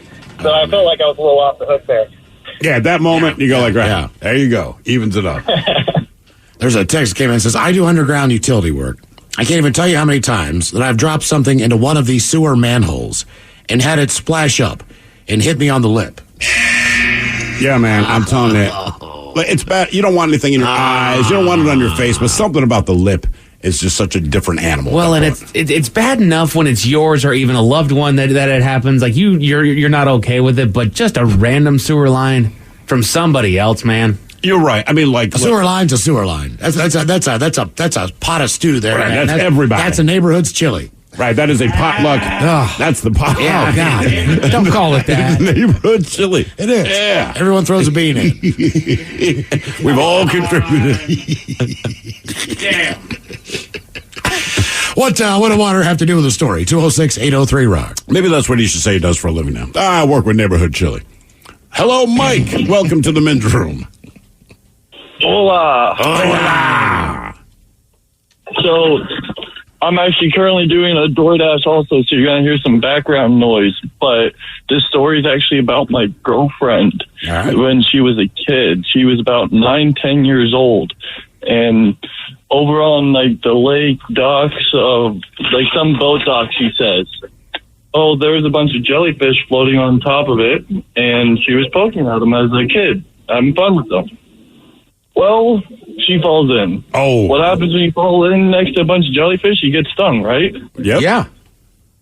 Well, easiest way to fix the stinging is someone peeing on you. So they say, yeah. They're at the boat launch lake area, whatnot. Her grandfather is having to pee on her in order to stop the stinging. But the question is, does that work? No. Because if someone's going to pee on me, I'm pretty positive that's an old wives' tale. It better work. That's all I'm saying. Look, man, this is life and death, man. I mean, if I'm going to die, then pee on me. All right. It will mellow it out. It'll mellow it out. Well, your urine has some acid. It doesn't really do nothing for the sting. It's just more... It's kind of like whenever you put warm water on a burn and it kind of relieves that burning feeling. I think it's complete placebo. Here's what I think. I think if you're willing to have someone pee on you, that at the time you're thinking to yourself, it psychologically takes you out of the pain of being stung. Right. Because then you're thinking to myself, oh my God. And instead of, I've been stung by a jellyfish. Oh my God. My grandfather's peeing on me. Right. My problem is... It's a myth. It's a myth. And they said it doesn't do anything that needs to pain. It might make it worse. Really? Yeah. My thing is, I don't know if I could just conjure up a pee. You know what I mean? Even if it did work. If it, it's 100% it works. Like, okay, you can't get stung by a jellyfish. Like, I'm sorry, dude, I don't have to pee. We always just rub wet sand. Really? Yeah, like that sand that's in the water? Yeah. Again, Miles, it's probably placebo. But when I was a kid, it's you get stung a decent amount in the ocean. You just sit there and rub sand on it until it felt a little better? Yep. I've never been stung by a jellyfish. Oh, God, it sucks. What? It sucks. I don't want to be, and I have not been. I mean, you don't realize it until you don't even know they've touched you. Right. And then the rash starts to form. It's almost like poison ivy. I mean, Mike, I could fathom you haven't because, the ocean isn't a big thing in the Northwest. Yeah. Right, I mean, it's just so cold and stuff. But I've never been starting. Earl's been to the beach a bunch in Maryland, like by late Delaware, they're everywhere. There. I was gonna say, especially by the time you get to August, because the water's gotten so hot, they're everywhere. August is crazy. My friend Dizzle, she got married in Maryland in August, and they did that same freaking hotel we always talk about, the Sheraton, whatever, right? Real nice ass hotel. Anyway, but it's right on the water, so that's when they're gonna do the wedding. Blah blah blah. Wedding was fine, but before the wedding, I kind of walked at the end of the pier and smoking a cigarette, and I mean, dude, it looked.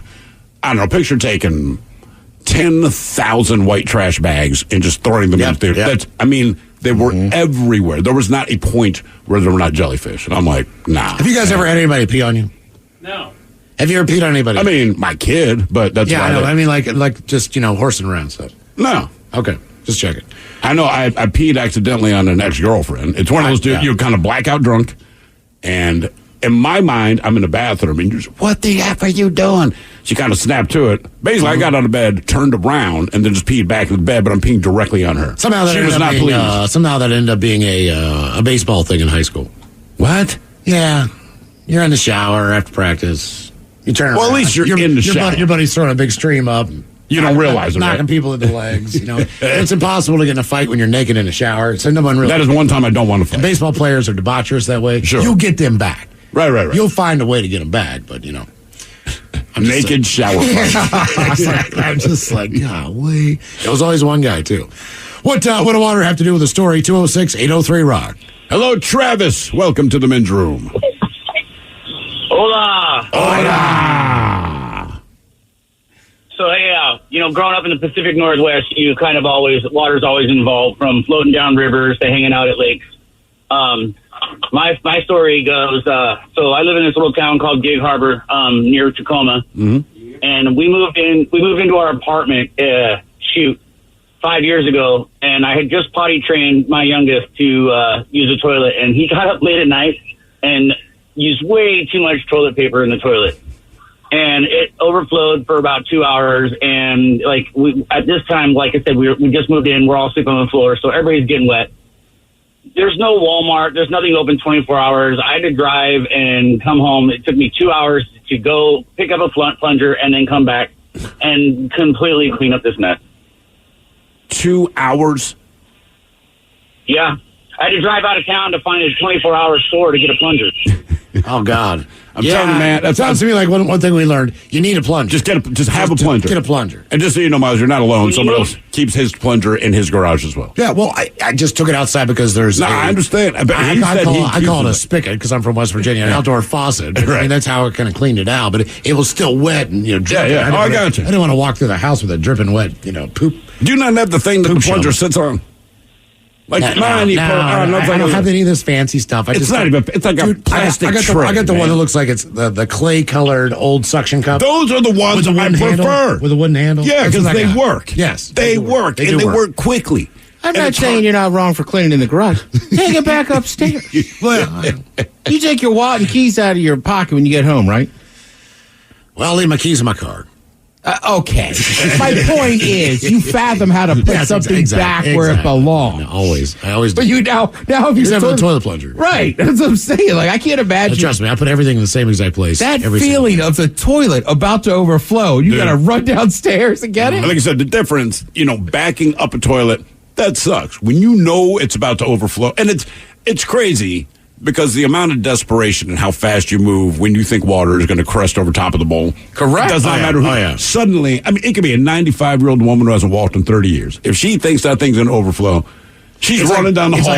It's like when you're watering plants and you look at the catch at the bottom and you realize you put too much water. Stop. It starts to rise. Like, no, come on, roots. And then it's like, it's just water. But you absolutely, you go into toilet panic. What do water have to do with the story? 206-803-ROCK. Somebody here has a reasonable question. What does Miles have in his backpack for jellyfish? Dumbass, a wetsuit. That's the easiest one. Hello, Owen. Welcome to the men's room. Hey, fellas, how's it going? Hola. All right, so I'm an ironworker apprentice. And so we're working at this building over in Bellevue, and I have to go and get water. Me and this other apprentice have to run down and get water. So we get down there and we grab all this water and we're running back up the scaffolding stairs. And I think he stops on like the 4th and the 5th story and drops his waters off. And I'm heading up to like the 8th and the 9th story, I think. And so these scaffolding stairs have these bridges that go across and go into the building. And so I'm, I drop my stuff off on the 8th floor, my 1 case of water, and I go up to the 9th floor to drop my 2nd case. And all around the perimeter of the building, they have these safety cables, like, one's down around your knees and one's up around your stomach area. Well, I'm in a hurry, man, and I'm running off that bridge, and that safety cable, I didn't see it, and it hits me right in the stomach.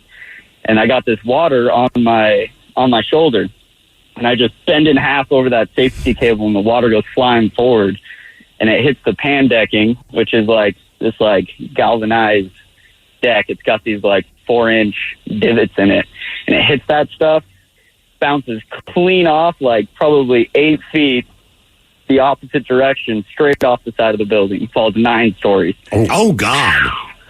Yeah, no, it was terrible. And like, I seen it going off like slow motion.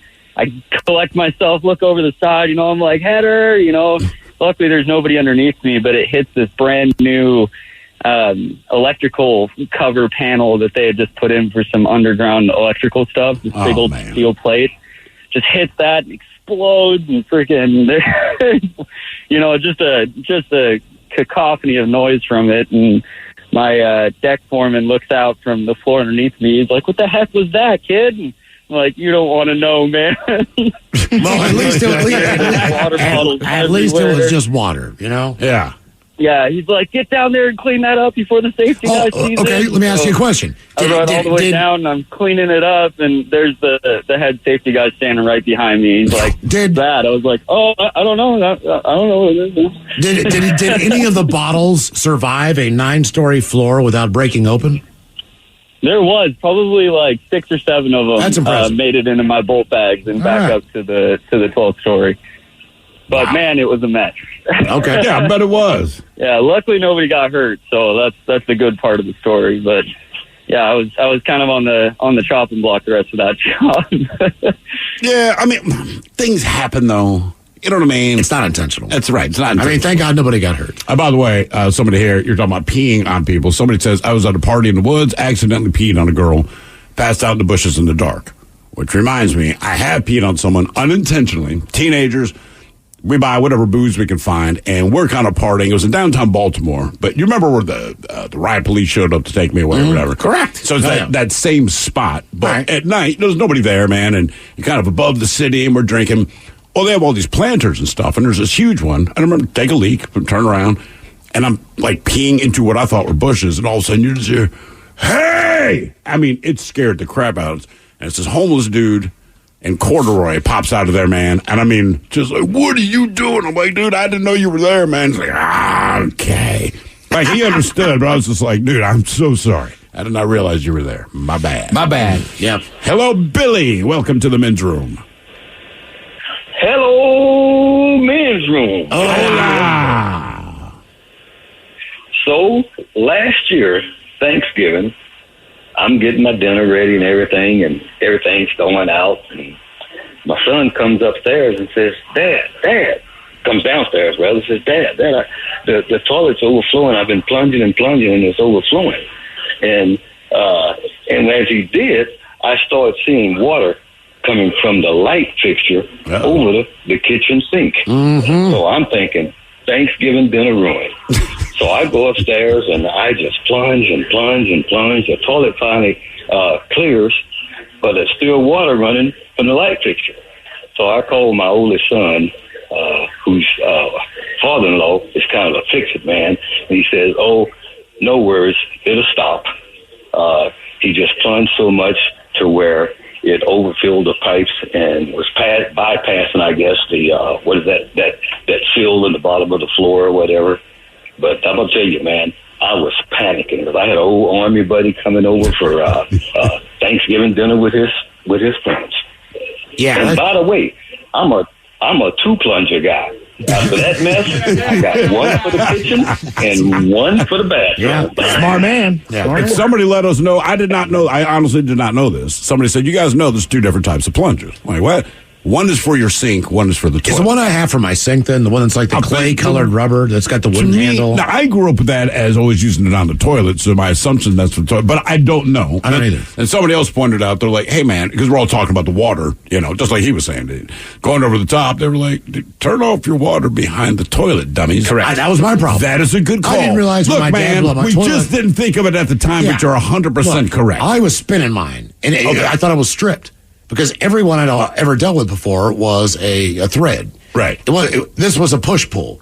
And now it's just spinning. I'm like, oh, man, this thing's been stripped. So then I ran down 3 flights of steps, shut off the water, but it's still flowing. It still takes time for all that stuff to get out of the pipes. I'm like, oh, my God. And like he said, it's coming down through the light fixtures on the second floor. It is just raining water in my house. I'm just like, and my wife was out of town. I'm like, oh, my God. You got to be kidding me. It's actually better when the wife's in town. If something like that goes down, you know what I mean, than having to explain what happened. Because all you get is, Hello, Jim. Welcome to the men's room. Hola. Hola. Yeah, I'm a plumber by trade, and when I was an apprentice, I was in a crawl space. It was about a 4-foot deep crawl space, and it's on a Friday, and we're hooking up the water main to the house, and we use what it calls a Ford fitting. It hooks the poly to the rest of the house. I put this thing on. I get it all set and tightened down, and we take off for the rest of the day. And we're coming back on Monday morning. Well, we show up Monday morning, and I see water coming out of the air holes at the bottom, at the base of the house. Mind you, it's a 4-foot deep crawl space. So we go inside, and that Ford fitting had failed and popped off, and it's an 1.5-inch poly line going into the house. So it was just straight running, 1.5-inch water line into the crawl space of this house all weekend. Oh, so God. Was it like an underground pool? It was like 64,000 gallons of water. Oh, my God. Jesus, man. When it was all said and done, because that line ran for 2 straight days, 24 hours a day. Wow. And it was a lot of water. So I ended up going into the crawl, had to put on my bibs and crawled into the water, go to the main for the sewer line. I just cut that off at the base, and we just let that sucker drain. It took 2 days to drain it. It took about a day to drain. Wow. And it ruined all the HVAC stuff underneath and everything. Yeah, I mean, 64,000 That's why you get insurance. And that's why he was the apprentice at that point. Secret word coming up for Tool and Guns N' Roses tickets at 4:20. You are listening to The Men's Room. The Vancouver Wine and Jazz Festival is back and better than ever. Happening August 25th through 27th at Esther Short Park in Vancouver. Enjoy the music stylings of Sue Foley, Tommy Castro and the Painkillers, Grace Kelly, Pascal Bokar Afro Bluegrass Band, and the Blind Boys of Alabama, and so many more. Taste and savor a variety of Northwest wines, beers, and local restaurants and caterers. To get tickets and learn more, check out visitvancouverwa.com. Have you or a loved one been injured in an accident? Are you struggling to recover fair compensation? Look no further. At Phillips Law Firm, the experienced personal injury attorneys will fight for your rights and get you the justice and compensation you deserve. They handle a wide range of cases, including car accidents, slip and falls, medical malpractice, and workplace injuries. Justice is a phone call away, so don't wait. Call today for a free case review. Call 1-800-JUSTICE or visit justiceforyou.com. They called him the most powerful man in Hollywood, and he really was for decades. He extended his tentacles like an octopus throughout the entire entertainment industry. Mr. Lou Wasserman. This is Glitter and Might, an Odyssey Originals documentary podcast series written and narrated by me, Sean Levy. All episodes are available on the Odyssey app or wherever you get your podcasts. Hey, it's Mike Hawk. Join me every Thursday at 1 p.m. exclusively on the Odyssey app as we go live with Odyssey. Join in on the action as we cover interesting facts, top 10 lists, and some fun new games. Follow the Men's Room page on the Odyssey app and join in all the fun Thursday afternoons at 1. The debauchery rolls on. You're listening to The Men's Room with Miles and Thrill. 99.9 KISW. Tool and Guns N' Roses tickets right now. Text the secret word. That would be hush.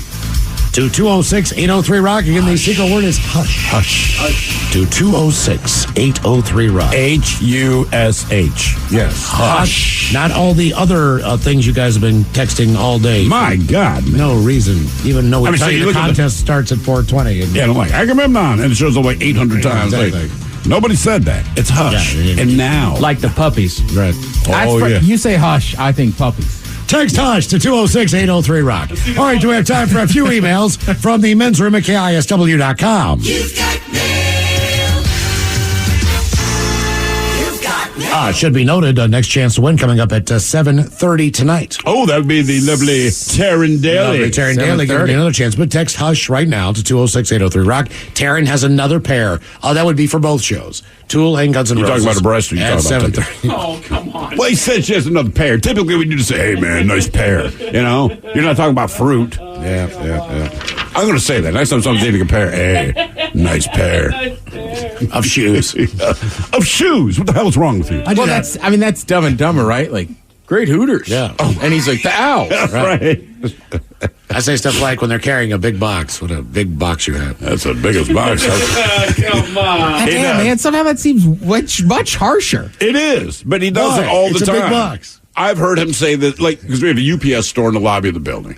And every once in a while, someone's coming in to ship something, right? And Miles this way, it's a mighty big box you have. And it's like, what is? 2 hands. Yeah, big old box. A couple of emails from our question. It's childish, but it's funny. I can't help it. How many times you been smacked? A lot. A lot. All deserved. What's the over-under? Well, 25? More laughs than smacks. How about that? How about that? I think they want to smack him, but if they start laughing, they don't. Yeah. I think that's how it works. You got to hit with a joke. And if you don't hit, you're getting slapped. I mean, I've been punched a lot. Nice box. Yeah. Punching just means I hate you. Slapping is a real sign of disrespect. Yeah. Slapping is, you need to stop That's a talking. step above a punch. I can't believe you haven't been pepper sprayed yet. I am not. Nice box. No, not yet. Not yet. Oh, God, it burns. Let's give it 5 years. It'll happen when I'm old. You want to place bets on it? Right. What year does Miles finally get pepper sprayed? After Well, the making older a you comment? get, the less you care. That's probably what's going to happen. Yeah, that's exactly. Yeah, exactly. But they call them creepy old guys. It doesn't mean it's okay. All right. But they have a term for it, so you know. Yeah, whatever. Okay, coming from today's question. His voice really hurts today. He got pepper sprayed. Just 20 minutes ago. My throats are dry. Gentlemen, good many years ago, my ex-girlfriend and I went to Birch Bay's water slide park up north with a carload of friends. My God, why is that not still open anymore? What? Birch Bay's water slide park. It's an old schooler, but it's up kind of south of Blaine. It's right near the trailer park and the RV park. Sounds lovely. It actually is beautiful up there. I know nothing about this place. Oh, yeah. Birch Bay? Is it still open in the summer? Yeah. All right, cool. All It's right. open Saturday and Sundays. Nice. It's right on the water. It's actually looks really great. It's an old school one, too. Turn his computer on. Yeah, look at that, man. All right. Yeah, nothing wrong with that place. Yeah, good spot. Their main slide has a platform that has 4 different slides going out like spokes on a wheel. So after spending forever in line for slides, I was anxious, and when none of the people were watching, I ran as fast as I could, and I used the push-off bar to get some speed. I'm a bigger boy, so when I get going, I got some momentum. When I hit the curve, I flew into the air and could see the ground.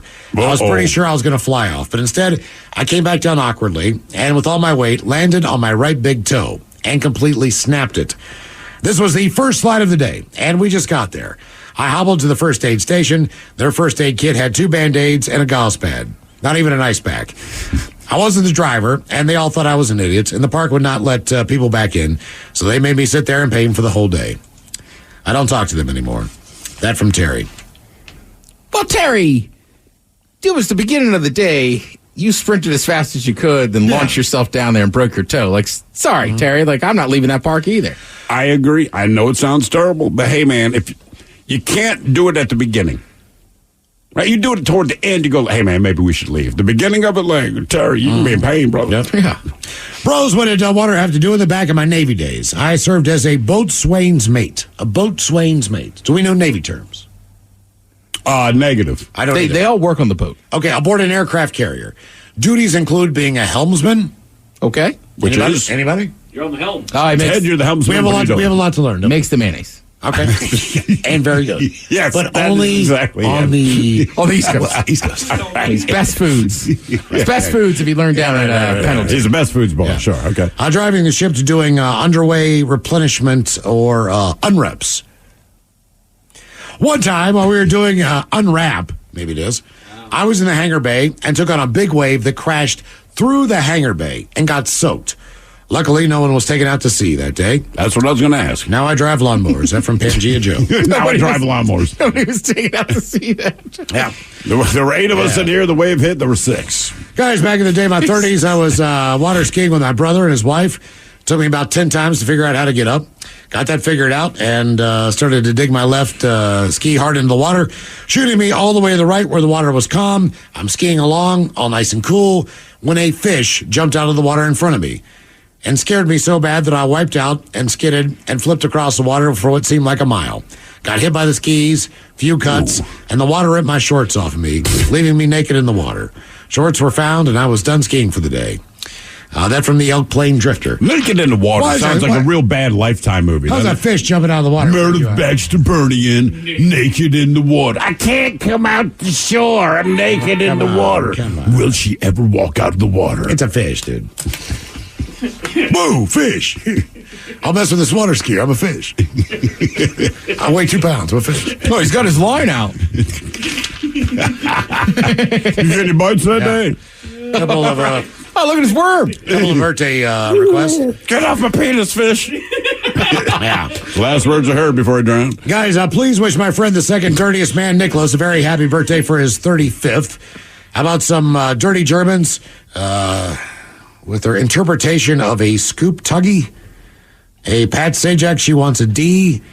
A Kevin Hart damn, and inspirational words from Miles. I love you, man. That from the dirtiest man. She wants a D, and she's going to get one. Damn.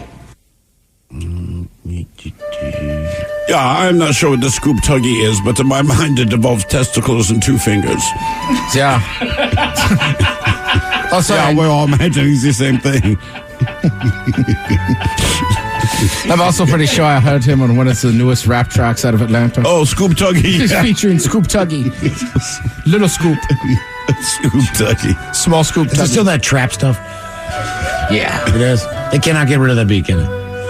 None for Scoop Tuggy, no. No, okay. So I once had to give off one testicle so I could go to a Scoop Tuggy show. All right. True story. Yep. Nicholas, I want you to think about this one. You actually never realize how many muscles are hidden in your head and scalp. Until you watch a bald guy chew gum.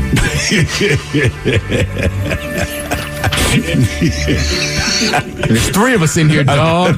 He's not wrong. You ever been slapped? You ever been slapped? Patullos, today is my father Jerry's 57th birthday. I'm at a fish sandwich medley, and the dirty Germans discussing how he's the god of corn. And maybe Coach Ted telling him how he should babysit his grandkids more. Thanks, guys, and rock on that from Jonathan. Can I get a filet of fish sandwich? So you know I got I'll have a fish sandwich. Oh, brother, can I have a fish sandwich? Put the cheese and the tartar on the side. I'll order a fish sandwich. Is it too early for a fish sandwich? Cheese and tartar on the side. Oh, yeah. I smell the fish sandwich. Maybe some dinner relish in the morning. At noon, and at night. I'll buy you a fish sandwich. Though you don't want a fish sandwich? Yeah, I respect that you're a god and all those, the god of the oceans, the gods of the seas, the gods of fertility. You're the lamest god this German is ever, the god of corn. Yeah. Do the other gods giggle at you? No, but he makes things go pop, crackle in people's mouths. Yeah, it's the god of corn. So the man. You want me to butter it? All right, listen. Now, it would be nice to watch your grandkids more, but I'm also getting the sneaking suspicion here that your daughter or son is just being lazy. Yeah. I mean, look, you raised them good enough that they've have offspring. Everybody's alive. So sure, take them sometimes on the weekend and do what all grandparents do. Send them back all hopped up on sugar and sodas. And wet yourself. Yeah, give them some Coca-Cola. No Sprite or root beer this weekend. Have caffeine, kids. Yeah. All right, guys, here we go. Happy, happy, happy birthday. Happy, happy, happy birthday. Happy, happy, happy birthday to you, to you, to you. Ya's a Dirty Germans brought to you by Men's Room Original Sausage. Available through Uli's World Famous Sausage, mensroomlive.com, and other fine retailers. Schweinefleisch. Now, the Men's Room wants to know who sucks less? Hey, time for Who Sucks Less. Stephen Thrill, you bring us 3 stories from the news each and every week. They all suck.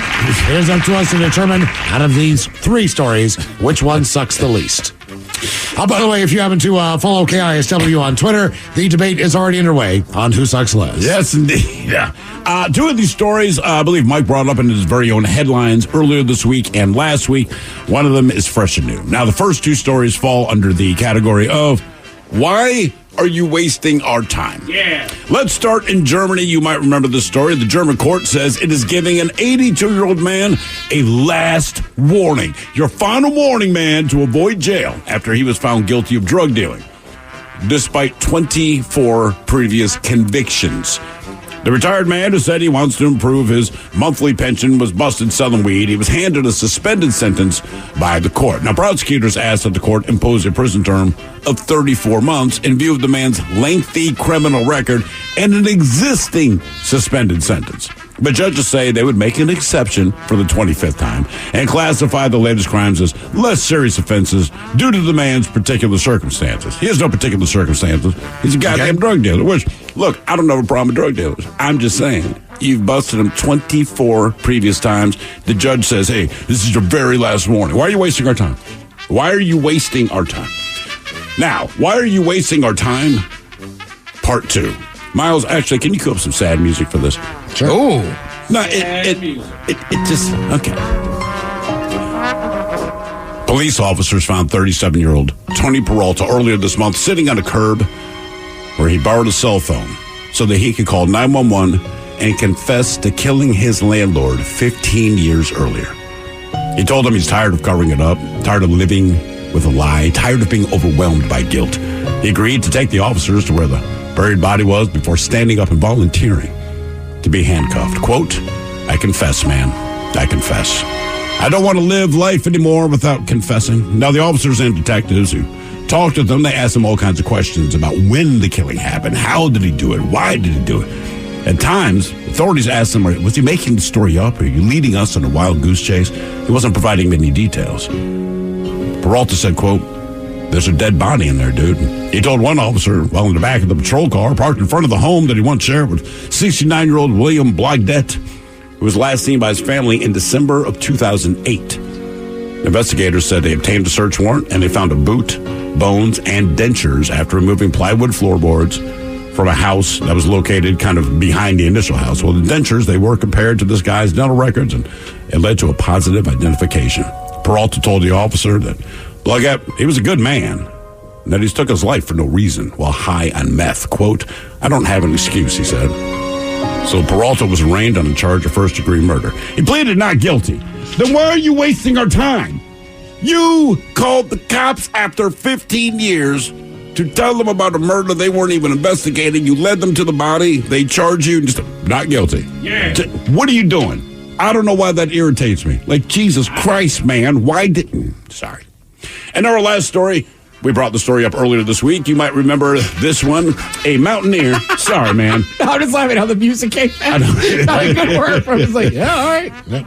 A mountaineer has been accused of ice-cold behavior after snubbing a Sherpa who saved his life on Everest by carrying him for 6 hours on his back to safety.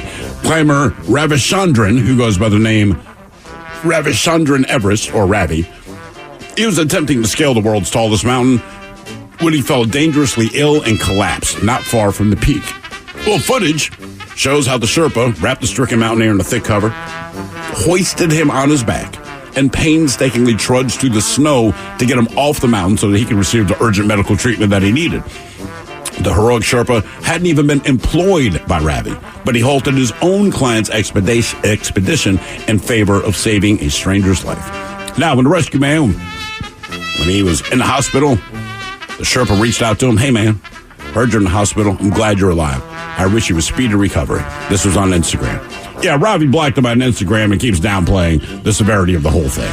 That's basically just like, yeah, whatever. So again, the first two stories are just about wasting your time. The German court, Scat's been convicted 24 previous times for drug dealing, and you're telling you let him off the hook this time for his 25th offense to say, hey, your last warning.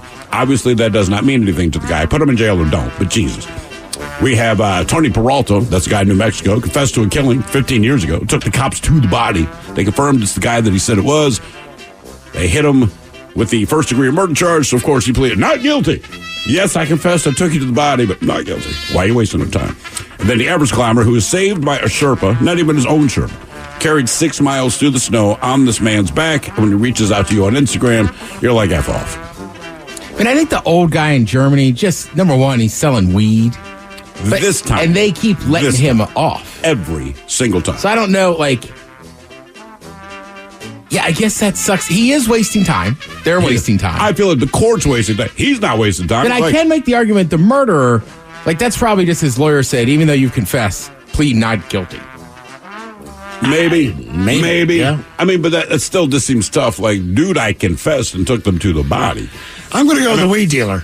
We do. All right. I almost want to say the guy who murdered a guy and the guy who blocked the Sherpa are almost equal in sucking. The guy that blocked the Sherpa, I just don't understand that. And all the Sherpa said, not like, hey, I saved your life. Glad to see you're doing okay. Hey, man, it means a lot to me. Right.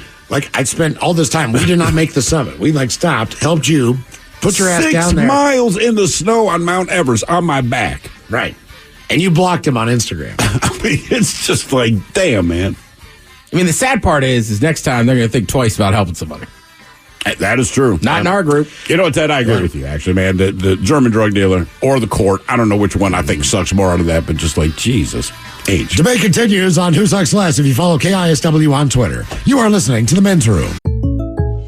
So, I just got the State Farm Personal Price Plan on my car insurance. So you told your agent you play the bagpipes for your dog? What? No, I didn't get that personal. My agent just helped me create an affordable price just for me. Okay, let me show you what I've been working on. Hey, Buster! Call State Farm agent Sierra Belleville in Bellingham today. Prices vary by state. Options selected by customer. Availability and eligibility may vary. 99.9 KISW. The shenanigans continue.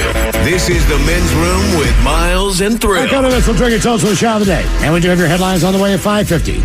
But first, quick check-in with Mike Hawk and some of the stories and headlines he is not working on. All right, McDonald's is going to celebrate Grimace's upcoming birthday with a new purple shake. How old is Grimace? Oh, dang, that's a fine question. Hang on. Just curious. Did they all come out at the same time? I guess so, in other words, like the Hamburglar and Ronald maybe Ronald was first, but Jesus what? Christ, 52. 52. What were you thinking? No. I mean, he's purple and big. Yeah. So it's got to be some kind of berry flavored, right? Correct. It is vanilla with berry flavor. What was he? Did you already say that? No. What was he supposed to be originally? Because if I remember this right, he's supposed to be cast as a bad guy. Yes. But people actually liked him, but he was a taste bud. Oh, God. Grimace is on your tongue, kids. Yeah. Yeah. Grimace hungry. Give me some of that shake.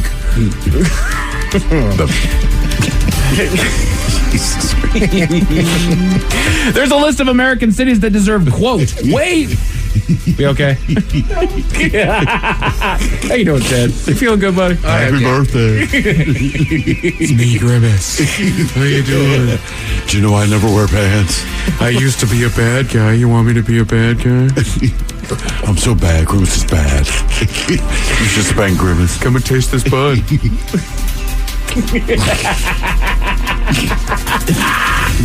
There's a list of American cities that deserve, quote, way, way, way more attention. But attention for what? I think it's just, it's those unseen gems that people know about, but nobody would ever actually consider going to. That includes the Twin Cities. Why? Oh, Minneapolis and St. Paul. I don't mean that bad, but why? I have no problem visiting anywhere, but probably why? because people go there, they're like, it's actually really nice here. Boise's another one that's on the list. I've been to Boise. They get enough. I got some friends who go to Boise. They're like, we don't understand the hype. San Antonio. I liked San Antonio when I was there, but I needed to see more of it. I will say, a lot of people I know have been to San, and they're like, I don't know why San Antonio kind of gets a bad rap, but they were like, dude, that river walk, they liked it. Okay. And then Jim Thorpe. What? In Pennsylvania? No. Don't go there. Don't go to Jim Thorpe? Jesus Christ, I thought that was a dude. I didn't realize that it was a city. It is. It is. They named the city after the dude who never, ever had been to Pennsylvania. Why? They buried bought his body. They bought his body. Jeez. They buried him, that's true, and named the town after him. Dude had never been to Pennsylvania. Is this in like his a life. neighborhood that's just obsessed with him, or what?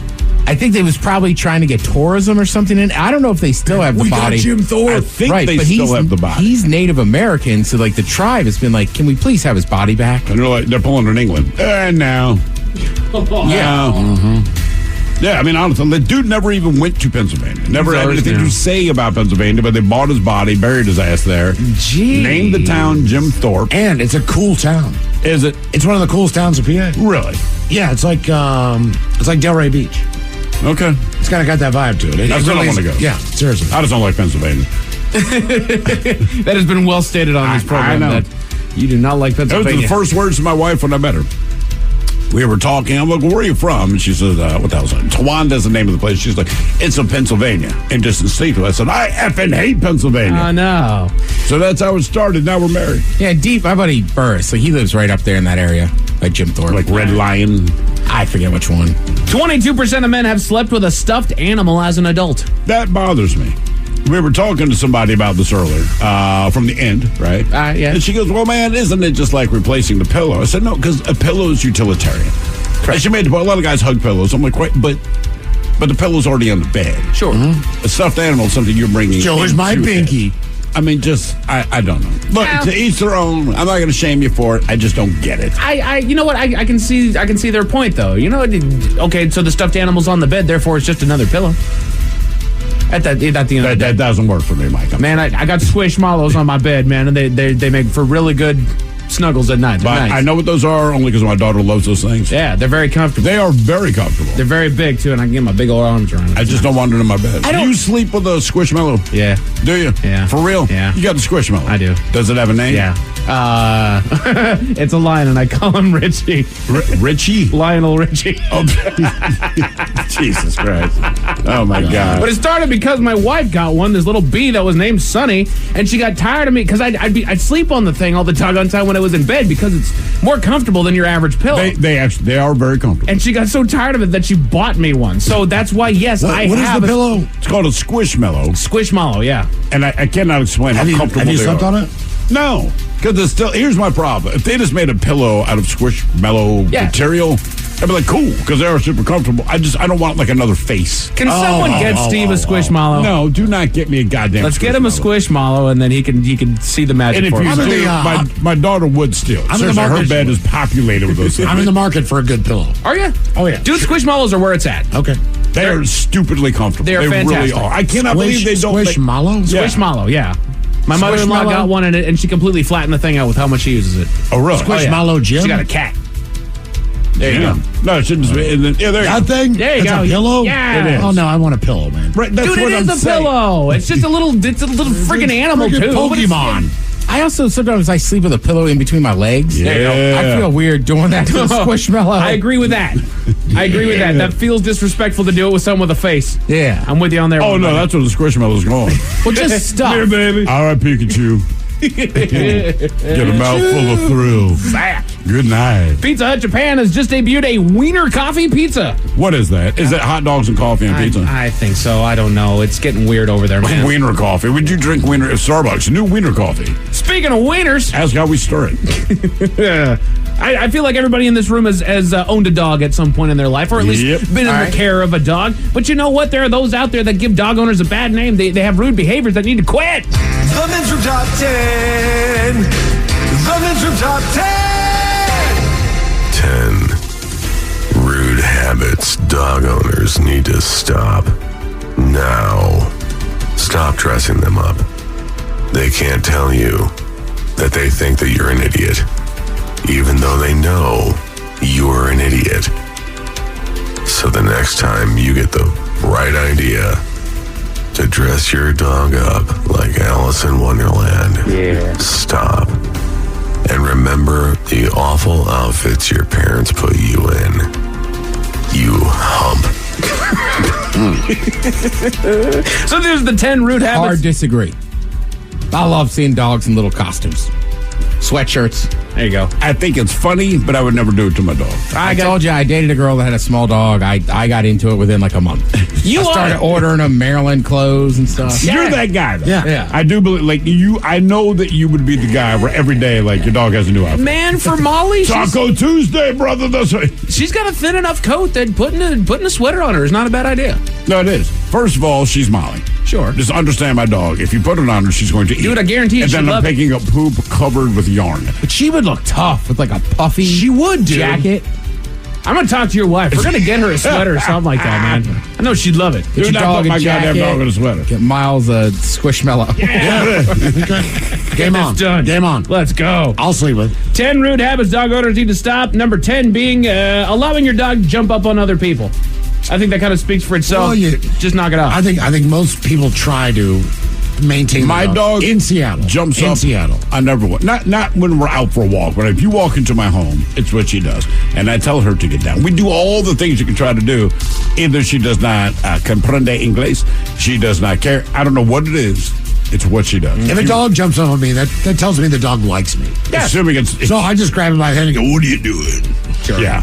Saying it's okay, she's friendly to excuse bad behavior, like letting your dog jump up on people. And you know what? It is a case-by-case basis. If my dog jumps up on somebody, I hope that they're like Miles and actually understands dogs as a mine, but you never know. I don't care because I know my dog does that.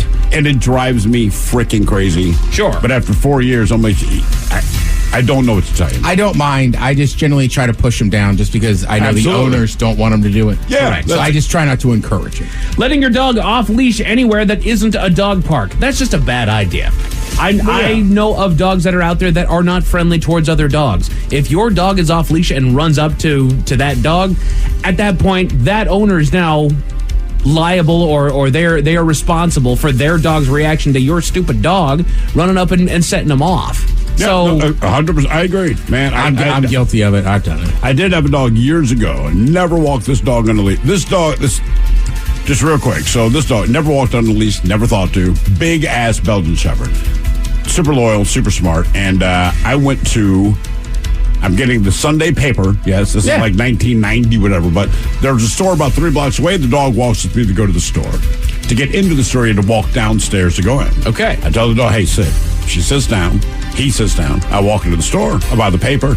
When I'm kind of looking at the paper, I forget that I brought the dog. Oh, no. I walk out of the store, go up the stairs, turn the corner, realize, oh, crap, the dog's not with me. Run back to the dog is still sitting there. She has her neck craned around to see where where the hell you at, man?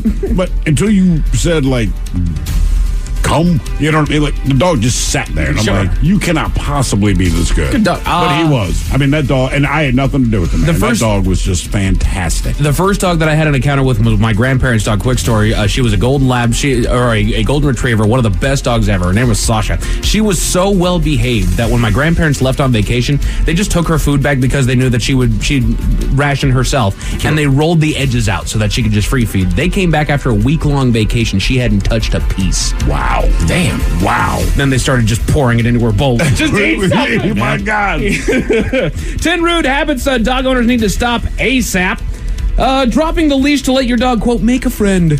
Yet again. Don't drop the leash. No. Jesus, man. No. Right. And I'll always walk up and I'll see the owner that has a dog that clearly wants to meet mine. I'll say, it's fine. If he's friendly, if they want to say hi, it's cool. Calling it a support or service animal when it's not. And I feel like we all got a pretty good eyeball for the ones that are and the ones that aren't. You know, if you see my dog, you know goddamn well my dog is not a service animal unless it's a I'm such a stoic person. The doctors recommended I get a dog that makes me crazy. Right. She's supporting the way that she's kind of your hype dog. Like, come on, man, let's go. Yeah, right. I've seen your dog. She's jacked. Ignoring no pets allowed signs. There's a couple signs in my neighborhood that basically say, look, this is not a spot for your dog to do Just fine. Respect that. Right. Number 3, putting your dog outside when he won't stop barking. My dog. What? Yes. No, it's not for your neighbors to listen to. It's your problem. Yeah, exactly. You got to deal with that. Right. I get it. The new place that we have moved into has a nice little back area that my dog is just loving these days. So he just lays out there, but he also loves to yell at crap. So after a while, I got to go out there and yell at him to shut up because I know that I have neighbors, and I've been that neighbor that has a dog that won't shut up next to him. Yep. So just take care of it. Do something. My dog does not. My dog barks if there's anyone close to the home. If you're an Amazon delivery driver, I apologize. Yes. UPS, I apologize. She got a thick bark, too. She does. And everyone's so freaked out. And I'm like, if I open the door, the dog does nothing. No. She just wants to see you. She's an alarm. She is. She's our doorbell.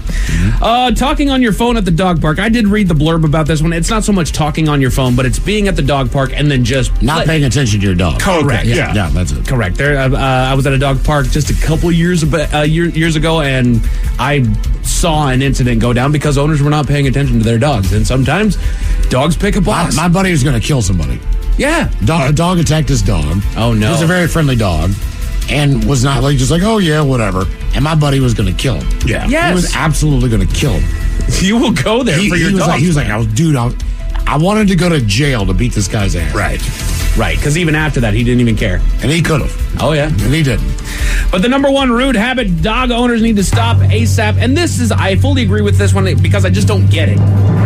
Leaving the bag of poop on the ground. I would much rather you leave the pile in the yard as opposed to bagging it up and then dropping it there. Welcome to the Washington State Trail Association. No freaking kidding, dude. I mean, you're halfway up Tiger, and it was like, dude, not here. Yep. Come on, man. Or don't bring your dog on a if hike. You don't want to be responsible. If you don't want to put it in your backpack, don't bring your dog. Right. It's that easy. You know he's going to take a crap. And that's the whole thing. If we're on a trail, if we're out in nature and your dog curbs it, it's a little close to the trail edge. But double bag it. Figure it out. Whatever. But don't bag it and then leave it. I know. Again, if I'm hiking on a trail and I see a pile of dog stool, it's like, okay, there's bear stool out here too. Here's another thing. The wildlife will come later and try to eat it. Yes. Right? But eat through a plastic bag to get there. For real. Like, can we not? A man from California took a wrong turn in New York that landed him in a big mess of trouble, Miles. What was that trouble? Tell you all about it at 5:50. Thank you, sir. Headlines are coming in at 5:50. In the meantime, let's get a contestant on the line for Profile This at 206-803-ROCK. What do Hollywood A-listers, bourbon distillers, and survival experts all have in common? Living life aggressively. Join me, Brian Tome, an adventurer, hunter, and a pastor you'd grab a beer with, in conversation with intriguing guests squeezing the most out of life. Join millions of listeners growing spiritual muscles. It's as far away from your grandma's stained glass windows as you can get. Search for The Aggressive Life with Brian Tome wherever you listen to podcasts. Dealing with an accident and injury claim can be overwhelming. Let Phillips Law Firm fight for you. We understand the pain and suffering, and we're here to guide you through. Call 1-800-JUSTICE today for a free case review, or visit justiceforyou.com and let Phillips Law Firm help you on the road to recovery. They called him the most powerful man in Hollywood, and he really was for decades. He extended his tentacles like an octopus throughout the entire entertainment industry. Mr. Lou Wasserman. This is Glitter and Might, an Odyssey Originals documentary podcast series written and narrated by me, Sean Levy. All episodes are available on the Odyssey app or wherever you get your podcasts. Hey, it's Mike Hawk. Join me every Thursday at 1 p.m. exclusively on the Odyssey app as we go live with Odyssey. Join in on the action as we cover interesting facts, top 10 lists, and some fun new games. Follow the Men's Room page on the Odyssey app and join in all the fun Thursday afternoons at 1. All right, we made it to drinking time. Somebody out there deserves to be recognized. And the Men's Room knows just who it is. So to you, we say, bottoms up, sailor. you're the toast of our shot of the day. Big time it is, as usual. We head to the drink desk and Steve at Thrill Hill to find out who we're toasting. Yes, indeed. And today we toast actor, producer, and rapper Drake. Drake was doing a live stream to promote an online crypto casino called Stake. Now, another streamer who was watching it asked Drake if he could loan her $500. Now, here's the thing. Seems ridiculous, but Drake is worth $250 million. Drop in the bucket. And it was a chick. So he was like, yeah, girl, you got it. And then his credit card was declined. Oh, dude, Drake's during a live stream, right? So he's doing whatever his pitch is for this joint. This chick, who oddly enough, she was laying on a bed getting her feet massaged. Don't know about that. But anyway, she was like, can you loan me $500? Kind of jokingly. He's like, I got you. He's worth $250 million. Yeah. He's trying to promote the crypto casino. Sure, he's going to do it. Pulls out his card and on the live stream, he's like, nope. I don't know how. And he responded like, oh, my God. Oh, he was like embarrassing. Oh, he was like, wow, sorry. Damn. I don't know how. His voice went up an octave when it happened. How are you worth $250 million? Dude's salary is about $70 million a year. Oh, yeah. We researched all this. I don't understand. That's just a glitch in the system. I don't know, man. I was at a place once, my card got denied 2 times. I didn't call my credit card company. Who were you with? Were you with anyone that you're trying to impress? I was. It was after a wedding at a very nice hotel in D.C., and I really respected this guy. He's a restaurateur, and I said, let me pay this bill. It's $110. Got declined twice. Next day. Third time got through? No, he just went. All right. He's older, and he goes, Teddy, just let me take care of it. Oh, damn. And then the next day I used it. It was fine. There was nothing wrong with it. It just wanted to humiliate you. I'm still pissed. It is the worst feeling in the world. I've had that a few times. Like $12 or like your card was declined. Like, what? Jesus. But luckily they ran it again. I'm like, okay. Anyway, yeah, Drake worth $250,000, $500, credit card decline, live stream. Good luck. So we pour this booze and we drink this booze because we think it's yummy. Yummy! So over the tongue and down the throat to party in our tummies. Down the hola bichola. The Men's Room presents Profile This. And Steve Thrill Hill, please, everyone. Now, Profile This is played. A sure can, Miles. It's a simple game where we share with you a real-life news story. Something that happened right here on planet Earth. And as you listen to the story, based on the stereotypes you believe to be true of people and the decisions that people make, we'll ask you what it is you think makes the story a story. Hello, Justin. Welcome to the Men's Room. Hola. All right, Justin, you understand how this here game is played? Hey, sure do, Thrill. Fantastic. You have a choice of one of 5 categories because we're giving like that. You have the wonderful world of drugs. You have Bite Me. In other words, what did someone find in their food? Interior decorating, where you guess the foreign object that ended up on the inside of someone. Hit Me with Your Best Shot, where you guess the unconventional weapon that someone chose to use as a weapon. And finally, Animalize This, where you guess the animal responsible for causing the problem. Let's go with Mike's choice today. Mike goes animals.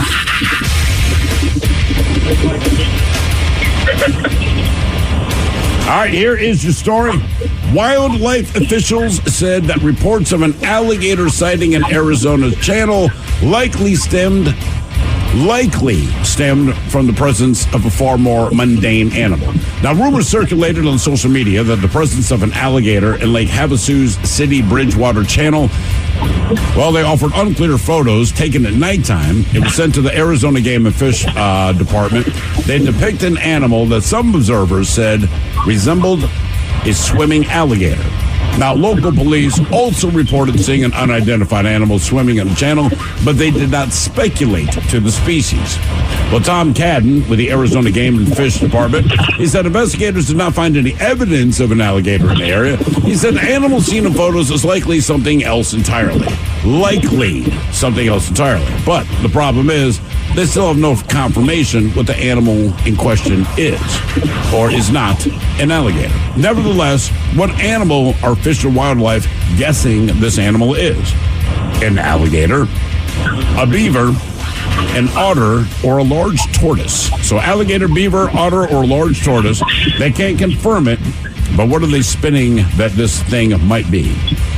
Where was it again? I'm really hoping it. Lake Havasu in Arizona. Oh, Lake Havasu. Correct. Huh. I'm really hoping it's a big bushy beaver. Yeah, it is a beaver, dude. Ted going beaver. Beaver. Justin going beaver. Yeah. Yep. Beaver, man. Otters are saltwater, right? I don't know, man. Large tortoises don't get in the water. I'm going beaver. It's a 3 sweep on the beaver. Otters are fresh and salt, yeah. They go both. But there's no saltwater near Arizona. So there's different species. I just don't know if they're like salmon where they go both. So you guys are all swinging beaver. We're all swinging beaver. Beaver swinging. We're going to find out if it's an alligator, a beaver, an otter, or a large tortoise next. That was a tease. 99.9 KISW. We return to the men's room with Miles and Thrill. Categories analyze this on Profile This. Official said an alligator was seen in Arizona, of all places. However, it was a different animal. It was something else. But animal people, they speculated it was... They're still not sure. They just think it's something else. Okay. All right. That's the whole thing. And Justin, we asked you what you thought that animal was. Real quick, Justin, were you thunderstruck in the last couple of minutes? Because according to Brian Johnson, he said you have been thunderstruck and none of us have been. It must be you. Oh, definitely. Okay, cool. All right. So I want to make sure Brian Johnson wasn't a liar. By the way, somebody here says, because all of you guys agreed that it was a beaver. Yes, somebody here says 3 guys, 1 beaver. Sounds like it should be a men's room happy hour porn special. So D. Ted Smith, Miles Montgomery, and Justin all went with beaver. Yeah, you are correct. Beaver for the win. Beaver for the... Again... I'm having mustard tonight for dinner. They don't know that it's a beaver. They think it is. But then a lot of people chimed in. They said, hey, man, Lake Havasu, there's tons of beavers there. During spring break, we see them all the time, et cetera, et cetera. Yeah. So I guess if you know, you know. They don't know that it's a beaver. Now for all TV news all time for TV Time with Ted. And now, because your pathetic life is confined to countless hours in front of a talking box, the Men's Room presents TV Time with Ted. Everybody having fun? Oh, yeah. Sure, man. All right, good. I have a list of character deaths in movies and TVs that destroyed people. I appreciate the segue. I kind of like how you did that, but that's terrible. You want sad music? Oh, yeah. Let's make Ted to be the bad guy, yeah. Okay. I guess maybe. Do I have to say spoilers? I don't think so. These shows are all pretty old. Number 10 on the list, Bambi. Now, it's not on the list. Right. Damn, Ted, you got me. I was like, that's the classic death right there, man. Like, we all get stung right out of the gate. Mufasa. Now, not on the list. No. All right, these are... The actual list starts with John Coffey in The Green Mile. That's Michael Clark Duncan's character. Well, sure, man. I didn't see that. Unfortunately, he really did pass. Which sucks. Well, I think most of these you didn't expect them. Right. So right, that's exactly. why You're watching the movie like, oh, man, they're like this. Oh, God. Yeah, you kind of hoped that he was going to pull through on that one, but the guy was literally on death row. It's like... that is true. It was beautifully made. No, but he's right. If when you're you find on out death everything. row, how upset... And look, it upset me as well. I'm just saying, looking back, as you just said, the guy's on death row, how upset can you possibly be that he died before he was killed? Well, and such a phenomenal actor. He's sitting there. Any final words? I'm sorry for what I am. Like, damn, man, don't be sorry for that. Don't be sorry about Clark Duncan. I never actually watched it. Oh, no kidding. Oh, to kill you. Even if you know it's going to happen, you can be upset. Now, this one, I know, got a lot of people. I watched it in live time. People were DVRing it. Basically, our old boss was really pissed when I brought it up. Hey, Dave. Our old boss. He doesn't want to be a part of this. Nope, I never. Opie on Sons of Anarchy. Oh yeah. That one hurt. I bet he's an A-eater. That's another one you just didn't see coming, and how it ended, you're just like, oh my God. And it was so brutal, too. Yeah, he just kind of took it for the club. I will say, though, I do enjoy some series. I can't think of one right now where it's just like the writers are like, oh, any character at any time can get it. Can die. Yeah. Game of Thrones and the like, yeah. Yeah, kind of. Well, Game of Thrones, I'm like, don't get attached to anyone. Nobody. Rue in the Hunger Games. Oh yeah, Rue. She was the little black gal that was hanging out with Jennifer. Oh yeah, Lawrence. she was good. She was great. She helped her out, and then just a friggin' errant spear, man. I'll tell you the That one. sucked. It did not upset me. It surprised me. But when Pet Sematary originally came out as a movie, a little kid wanders. Yeah. All right, so but I remember everyone in the movie theater. You see a little kid on the highway. You see a truck barreling down, and everyone's going, "Oh!" And I remember saying to the chick I'm with at the time, man, they don't kill little kids. And oh my God! Yeah. I mean, I absolutely thought it'll be fine. Like, oh, Jesus. Well, and that was part of the problem with the Hunger Games, and it was one of the, it's something like there's 13 districts or something like that, 2 people from each, there's 26 people, only one's going to come out. So you start, if you're really thinking ahead, as I was with Rue, like, all right, this kid's nice, I like her, she's cool. It's like, at some point, there's only going to be one. She makes French food good. She does. Now, this one is kind of shocked it made the list. I know, I had a Rue joke myself. But only because it was a book and everybody knew it was going to happen, but Marley and Marley and me. No, listen. Half the people who saw that movie read the book. My wife read the book, and I did not realize what book she was reading. I just knew she was reading a book. And I come downstairs, and it's before work, and like she's bawling on the sofa, and I'm like, dear God, what happened? I thought she got news, like family member kind of thing. She holds up the book, and I'm like, okay. So about a year later, the movie comes out, and she says, I want to see the movie. And I said, babe, I love you. You got to see that on your own. I do not need to see. I already know what happened. Then she went to see the movie, and guess what? Cried like she didn't know it was going to happen. the only reason I didn't cry at that movie is because I took a bet that I said I would not cry during it. I did not know what happened. I knew that Marley was going down. Did you lose the bet? No, I held it, but boy, that... You never had a golden retriever. I had two. Okay. I had one that I had to put down prematurely. Yeah, that's the one dog you really get sad about when you lose. Yeah, it's always a golden retriever. Sweet, dude. But a golden retriever is so nice, the whole lot. Boromir. Lord of the Rings, Fellowship of the Ring.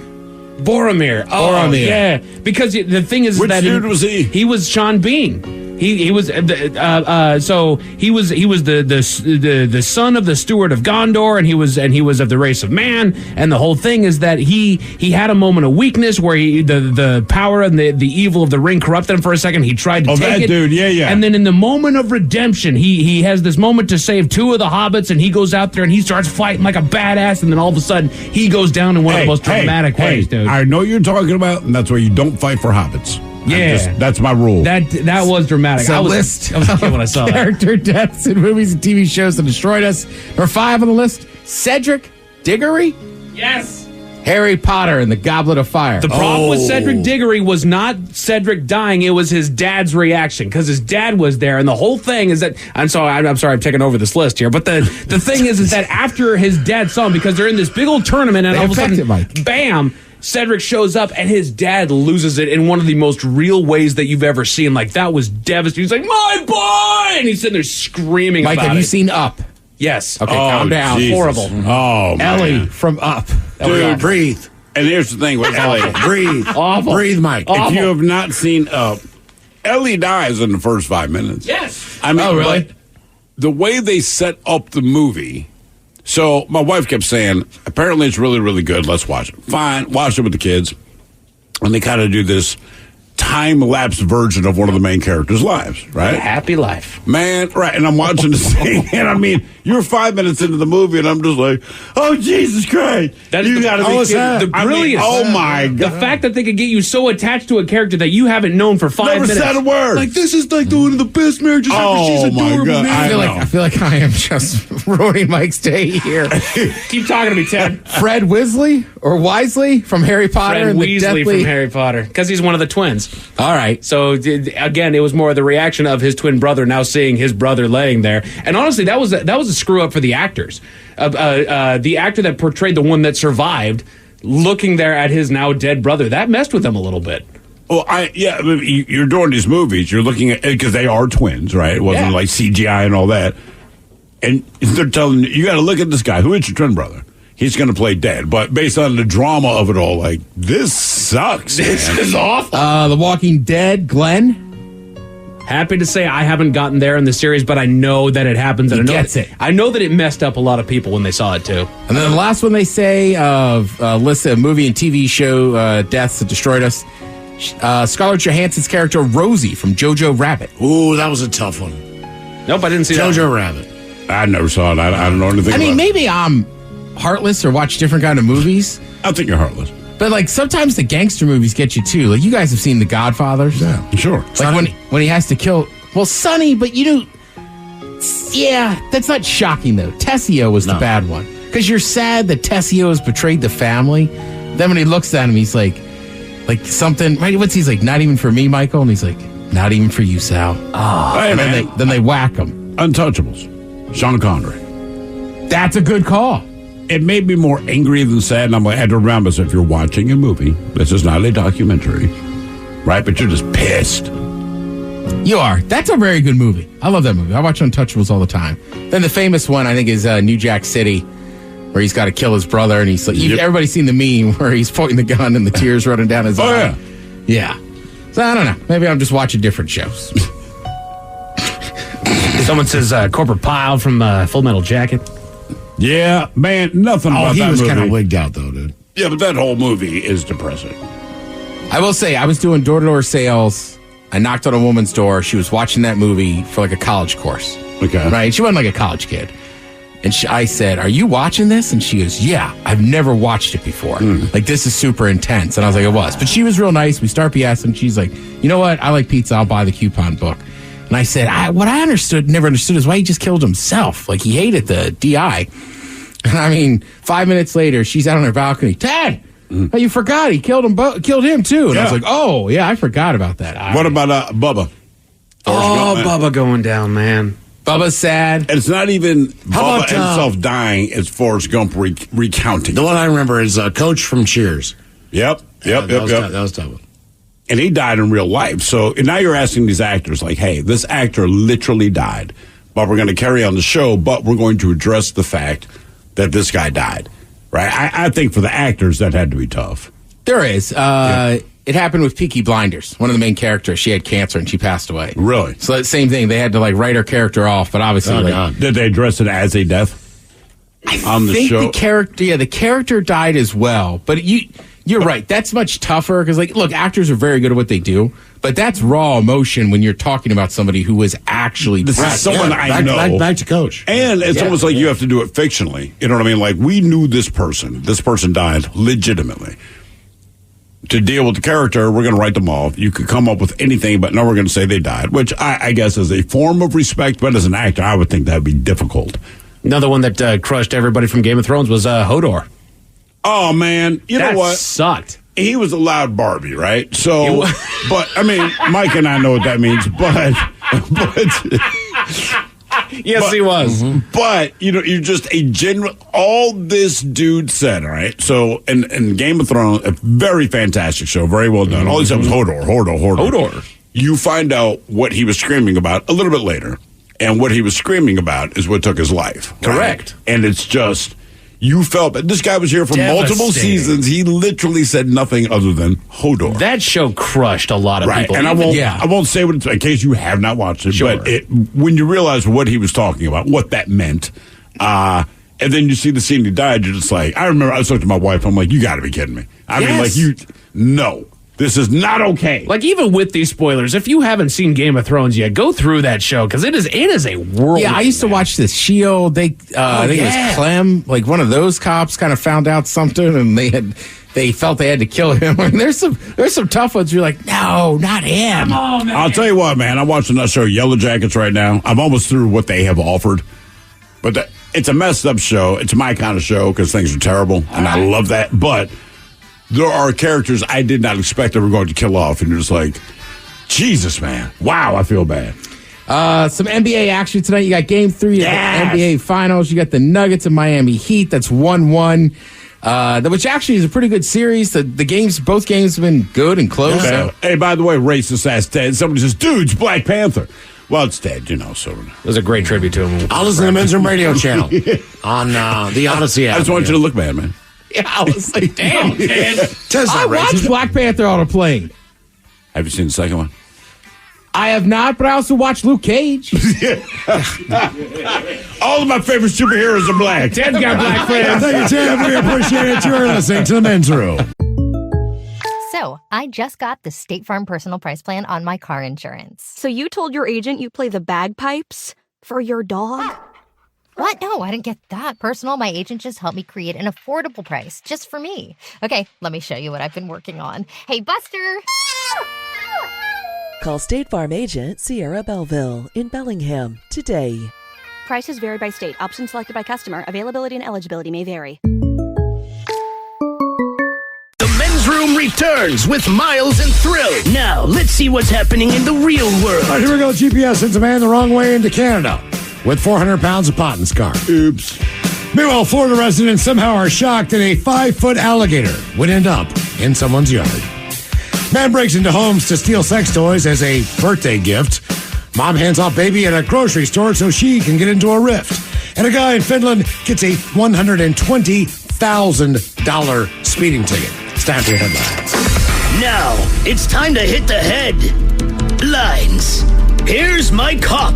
All right, we go to Ontario, Canada for our top story, where a driver made the worst wrong turn that he could have.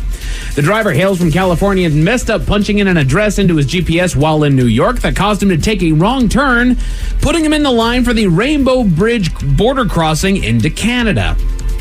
Given that he didn't have a passport on him at the time, he was referred to a secondary examination and his car was searched, which yielded a shipment of 400 pounds of marijuana as well as $600,000 in U.S. currency. All assets were seized and the driver was arrested by local Mounties and he's currently in the court system. And the worst part is, more than the weed, believe it or not, the cash. Yes. I want to say if you have more than $10,000 in cash, just internationally, you get stopped, you are asked questions. Or nationally, the IRS. Right, but 600 grand, Yes. man. That's a lot of Pretty dough. sure if you go, did you already say 10 grand? It's like Yeah, 10 grand is the, so if you have 9. No kidding, I actually didn't know that. So we found that out with Don Johnson many years ago. Don Johnson, the actor, he had, I don't know, maybe 15 grand in cash on him. And it was, turns out he had done nothing wrong. Nothing That's walking around money right there. That's how he operated, Yeah. but it was in like a carry-on. So, and he didn't give it a thought. I'm Don Johnson, I got 15 grand cash. They stopped him, interrogated him, became this big thing. Really? They realized he wasn't doing anything, but yeah. They just assume something nefarious. If you have more than 10 grand in cash, you get stopped. And look, I'm okay with that, but I do think it's important to let people know what the rules are. Sure. Right? I mean, if I didn't know and I had 20 grand in cash, which I don't, but if I did and I traveled with it, I'm going on to my Monte Carlo. carry-on. Right, it's my carry-on. Right. I wouldn't think I'm doing anything wrong. It's back to the zipper merge. If you don't know, you don't know. Sure. I only know about the cash limit because I watch To Catch a Smuggler when they're in the airports, and they always stop people and like, you can have more, but you have to declare it and let us know. Really? 'Cause the Correct, transfer yeah. of currency is a big deal. Sure. Like, once you get your drugs to another spot, okay, but you got to get that money too. Correct. So, yeah, I mean, that's all. But let people know what the rules are, and you probably find you have less. Look, people still make dumb decisions, but overwhelmingly, I think a lot of this stuff goes away if we know what the rules are. Right. I'm not exactly positive what this guy from California was doing in New York with 400 pounds of marijuana. I mean, I know he's selling drugs. I have no doubt about that. But still, let people know. I'm just sitting here like, I know that marijuana makes its way around. I mean, we got dispensaries all over the doggone place, Yes, which also, I hate that we are bordered with a country that embraces marijuana. They're fine with it up there in Canada, but there's that one little sliver of land that if it's here, man, you are in chains. You just can't take it across the border. I know. Or state lines. Or state lines, right. Because state borders If you and, take and weed national from borders, Washington into Oregon, you're screwed. You're screwed. You're in trouble. You got to buy it there. Correct. Doggone it. In other news, interesting events occurred in Australia as it seems a mini purge may have just gone on. That's all I thought of when I read this story. The story doesn't detail what the pair were arguing about, but two women got into a verbal altercation that quickly escalated to the point of physical violence, punching each other and hurling insults during the beatdown. You know, a Walmart fight. They were joined by two men that eventually began trading their own blows between each other, which encouraged more and more bystander involvement. It got to the point that about a dozen people inside the store were in the middle of the scrap, the most notable of which was a woman that handed over her infant child to a man before jumping into the mass. It was eventually broken up, and store employees were offered support at what they went through. It's just the fact that we don't know exactly what transpired. Like, I get it. People can just boil up at each other. But Sure. why is everybody and their brother jumping into this fight? This feels like I got to punch something, and you just get after it. I will protect my kid first. Sure. Even if I want to get involved, my kid's with me. Right. Protect kid first. And that is it for your headlines. With that, Mike Hawkins. Thank you, sir. More Tool and Guns N' Roses tickets coming up with Lovely Taryn Daly tonight. The secret word at 7:30. Yes, indeed, it's all true, but in the meantime, well, we be all about this bitch for 180 seconds or so. So until then, please do what you do best. And for Aletha's sake, stay beautiful. The Men's Room has been taped before a live studio audience. Wardrobe and makeup provided by Mantastic Limited. This has been a presentation of the Men's Room Radio Network. Oh, man! A Double Flush production. Explore trails less traveled, just northeast of Vancouver, with a cruise along the North Clark County Scenic Drive. Stop by the Cedar Creek Grist Mill or the Ridgefield National Wildlife Refuge, and be sure to see Moulton Falls. Fun for the whole family. Soak in the final weeks of summer outdoors and explore Vancouver, Washington. Close to everything, but far from typical. Enjoy all that summer in Vancouver has to offer. For more attractions and adventure ideas, check out visitvancouverwa.com.